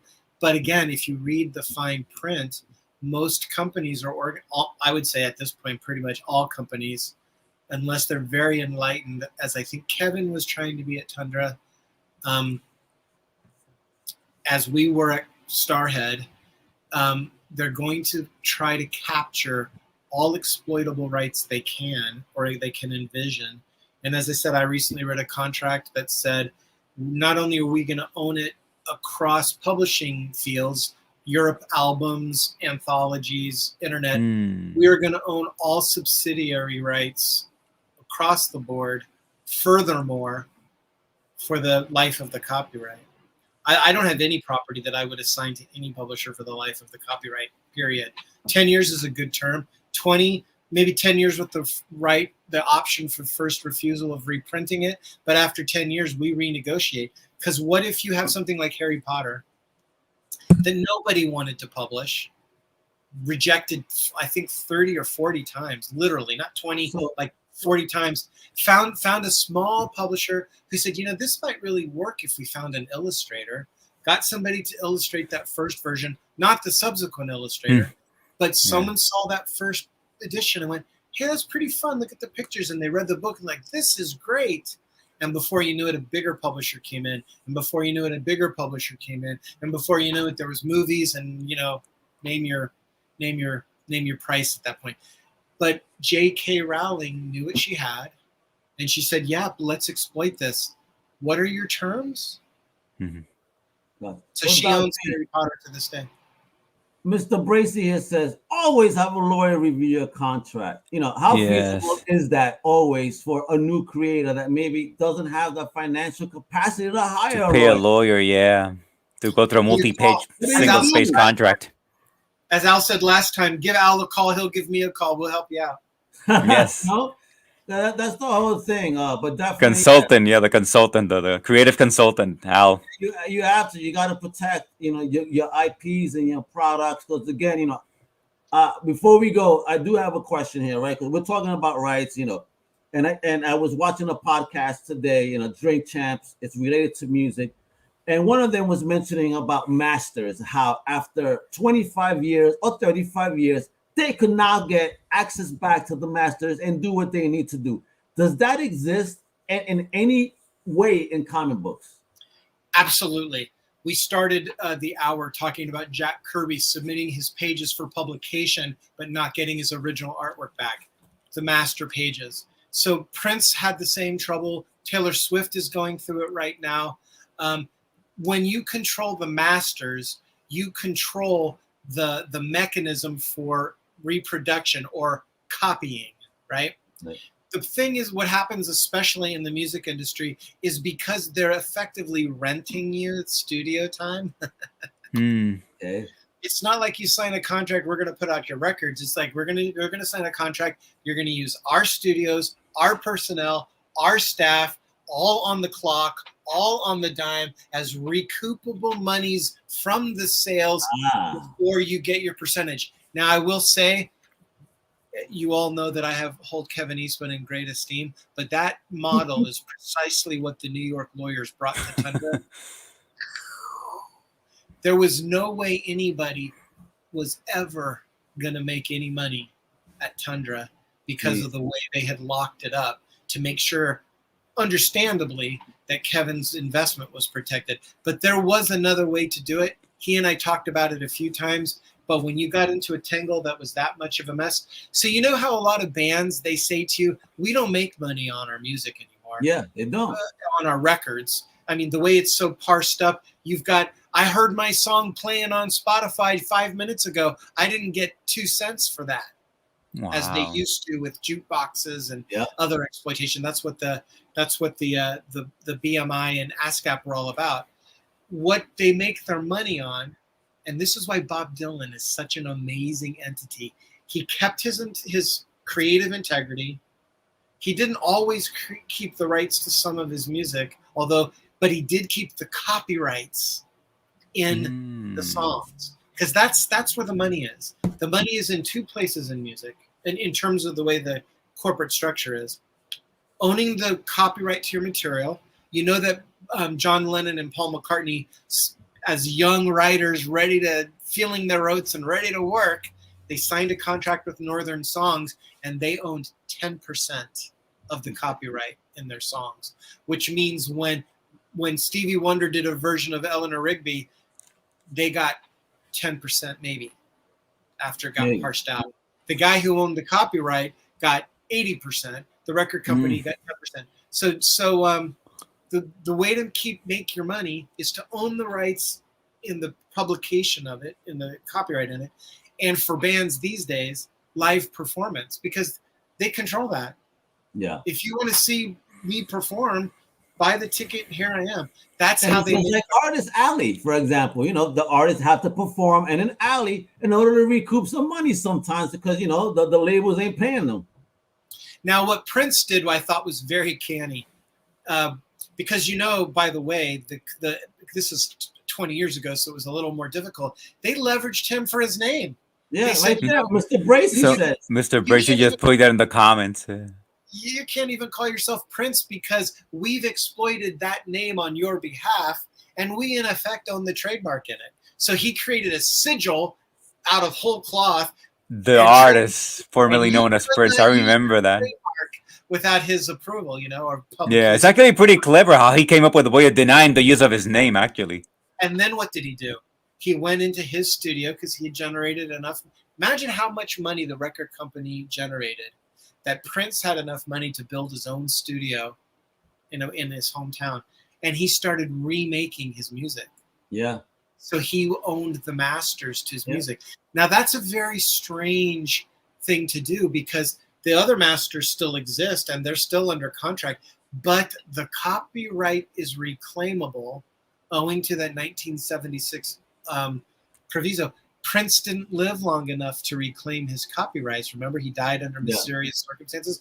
Michael Jackson died under mysterious circumstances. Right before claiming their shit, man, they got hit. Assassin. We're getting into conspiracy territory now. I'm not saying anything. What I'm saying is before they got to the window where they could justifiably say, okay, you've had your day. Thank you for the profits. Now the profits are mine. Jack White from the White Stripes, he's like, I own everything. I record in my own studio. I release music when I want to, as I want to, because when he got to a certain point, and a lot of it from the proceeds of touring, he said, I own myself now. Do you remember Prince said, I'm a slave? He wrote it on his, I'm a slave. They own me. They even tell me I can't call myself Prince. So the way he got out of it is, first of all, he said, I don't perform unless you pay me, and I only perform when I want to. And as for making records, my contract is fulfilled with that record. I'm making records in my own studio. You tell me I can't release them because I'm competing with you, I'll be able to release them when that compete clause expires, and I will have buckets of material. The story goes, there's a vault loaded with music that is unreleased because he just wouldn't let anybody see it. That's right. A shame. I mean, will we ever hear that? Who knows? I mean, that's going to be locked in some drama for sure if it was to happen. It takes us back to Alan Moore because he was so famous and successful that he could almost write his own ticket. And at Image, Jim Lee, Wildstorm Studios said, Alan, I'm going to protect you. Come to Image. We'll start your own line, America's Best Comics. You can do whatever you want. It'll be fantastic. You own it. It's great. And then what did Jim Lee do? He left. He went to DC. He sold his interest. He sold Wildstorm. He sold Wildstorm and Wildstorm's interest in Alan Moore's property. Yep. Now, of course, DC can't do anything with those because Alan Moore owns the other part of it. But Wildstorm isn't there anymore. They're not there to protect Alan Moore. Alan Moore's had a very interesting run of luck. And some people say it's because he hasn't played the game. And some people say because he stood on principle. But the fact of the matter is that Alan Moore doesn't want to be told what he's doing. He's an artist. Yeah. He came to you. He came to Swamp Thing as an artist. Here's what I'm going to do. What are the terms? I'll sign my work for hire. But when it comes to V for Vendetta or when it comes to Watchmen, this is mine. And he's delivered multiple times. He's delivered, but again, now he's also bitter and doesn't want anything to do with anything. brings us back to Yeah. Bill Willingham. I've made my fame. I've made my fortune. I've had a good run. I probably have other things to do. I made a screaming good deal on those terms with DC. And from my perspective, DC hasn't honored it, and they haven't negotiated that disrespect. So I'll tell you what. F My off. gift to you. Yeah. My gift to the public domain. Oh, Crazy. Crazy. I love it. A big shout out to Bill for being that ballsy. I mean, because that takes balls, to be honest. Yeah, I admire it. It's a boss move. Yeah. It is boss. It's like, all right, you know, that's how you play the man. Yeah. Well, when you're right trying there, to that's hold very on to basic. If I'm something, money, well, so are you. when you're trying to hold on to something, this is getting into Dr. Gregory the psychologist, but when you're trying to hold on to something, archetypal, not clinical, not a psychiatrist, when you're trying to hold on to something and you just don't have a controlling grip on it, a firm grip on it, when you're being stymied about what you'd like to see happen, when you're being told that your agreements don't matter, when you feel like you're being mistreated, you have a couple options. One is to litigate, and one is to let it go. Yeah. And I have to tell you, I assume that Bill Willingham has got some grief and remorse. I think he's probably been through that over the years of negotiating with DC. But I think at this point, he's got a great sense of relief. And he's also laughing because what a mess he just opened up for DC. And not just for DC, I think for the comic creative community as a whole, because, you know, He's setting an example. Yeah. a good example. And if there's people in his position that have brought stuff, they're like, "Oh, are you telling me I could do that shit too?" At the end, if they're not willing to negotiate, I mean, I think we may see a plethora of stuff go into public domain if people follow this lead. I'll add to that, as a matter of fact, Little Red Riding Hood is public domain. His version of her, It's his in that version. That's what I'm particular saying. context, is very recognizable. But you know what was that company? They did a comic book, didn't they, called Grimm's Fairy Tales? Oh, Which was like, that Zenoscope. Zenoscope does all rips on fairy tale stuff. All rips. you could Robin see why Hood, the Big Bad Wolf Robin- wanted to eat their version of Red Riding Hood. Am I right? Oh, shot so. That you Rat could do Lady Red- is very different. She rides Wouldn't that something be- else. Wouldn't that be a great superhero? Red Riding Hood. She's got the costume. Put a little domino mask, or maybe just keep her in the shade. What's she The got Robin in that mask. basket? Yeah. I don't know. I may want to see her more as a woman of the night that rides you and then kills you. Well, that's quite a vision, Al. Yeah, I that's know my there's version market- of Red Riding Hood. You And could take you that know to there's a public market domain. for it. I guarantee it. Yo, this is great, guys. We had a great show. I think we're gonna have to cut here because we're at almost the 3-hour mark. I know, it's crazy. Yeah, yo. And But look, great talk, man. Yeah, but Mr. Brace is already taking notes, so his Red Riding Hood is going to be a hoe. Apparently, let's see what happens.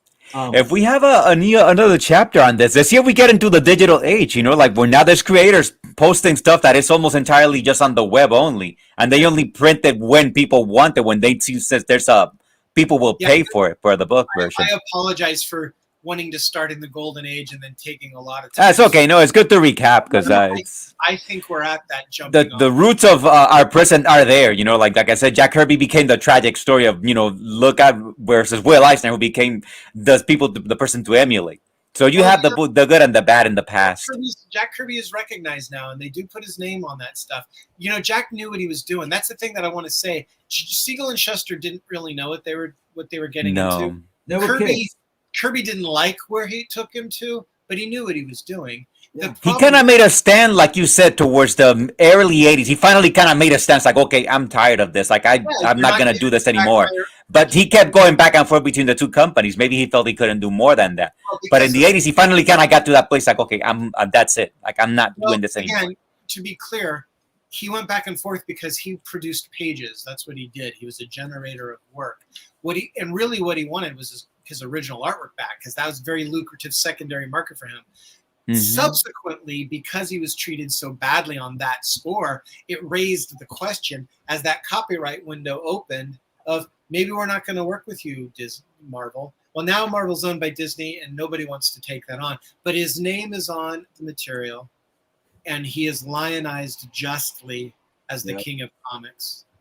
And I will say that I've heard from a legend stories about what happened to that art. And just wow, the story. Unbelievable where this stuff actually wound up. I mean, this is some Goodfellow level shit that was going on. What? With bro.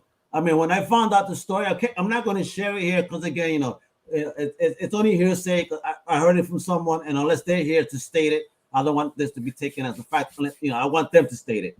But what I'm saying is on some Goodfellow level type of shit that was going on with all this missing artwork. And yes, Jack Kirby got uber robbed, and not just Jack, but all these legendary creators got uber robbed of art on a scale that is just not effing fair. And hopefully that wouldn't be repeated today. I will add this to you though. When Kevin started the Words and Pictures Museum, he had his sister and her friend kind of administering it. Really nice couple ladies, Fiona and Marianne. But they had a lot of artwork and it wasn't labeled. You know, a lot of art. Most comic book artists are finishing the page. They're not signing each page. Yeah. And one of the joys is they came to me at one point and they were like, "Well, we have all these pages. Can you help us identify them?" And I'm like, "Excuse me." And I sat in the conference room with probably 300-400 pages of artwork. And I'm looking through it going, well, this is definitely Miller, but I think this is actually not him. I think this is Klaus Janson. Oh, my God. The reason I mention it to you is because we are accustomed to seeing comic books printed. Kirby was really good at kind of drawing to the print. Later on, they put it on Mando paper or fine art paper, and they recolored it. And it's not the same thing. It's not how it was meant to be seen. All that notwithstanding, if you've ever had the pleasure, which I believe you both have, and for all you fans out there, if you've ever had the pleasure to stand in the presence of an original work of art, going back to Van Gogh, but let's come all the way up to comic book art, as we saw with that Fantastic Four original that we had on this one in the Frank Frazetta, standing in the presence of the actual original art, I mean, it's astounding. Because it's not just the visual storytelling, it's not just the composition, it's the presence of the artwork and the ink on the page is wild. There was not too long ago, they were publishing these oversized books that reproduce the actual size of the original artwork. And I love to see that because you can see whiteout, you can see like editorial notes, you can see page stuffs, and I love to see that stuff. You see that urgency, like the fact that they were making these things to a deadline. And you can see even like initials by Stan Lee sometimes and notes here and there. Like, and it was cool to see that. It was just fantastic. I love seeing the original. It's like what's it called? Sepia, because it's old paper. Oh man, just amazing to look at that.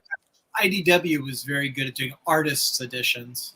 Yes, yeah, the big oversized, the coffee table book that reproduced the actual size of the originals. I never had the chance to visit Steve Geppe's Diamond Distributors, where is that? Is that in New York? New York. And I know that he had like hallways full of Golden Age comic books, but also of artwork. I would have loved to have seen that. Maybe it's still there. I don't know. Well, we'll find out eventually when the Crusaders go to the. That's right. So with that, folks, I want to say again, thank you for tuning in tonight to Comic Crusaders After Dark Episode 2. We'll be back next week with more comic goodness. Please engage, talk, chat. You know, a big shout out to Bracy, Awesome Sauce Radio, to Madness Comment Network, and everyone else on the other platforms that are just over there lurking and not even commenting. But thank you. We appreciate you. Again, just tune in next week. Follow everything on Comic Crusaders at the website comiccrusaders.com. We cover on all things comic, pop culture, and more. And with that, have a great night. Fun for us. I hope it was fun for you. And I hope you let us know because it gives us a chance to do more. Mel, fantastic having you aboard. Great to meet you as well, Al. Let's do this again in the near future and take it into the present, into our strange present. That's right, folks. You're the maestro, Al. That's what it is, folks. Hasta la próxima, mi gente. ¡Hueva! ¡Hueva!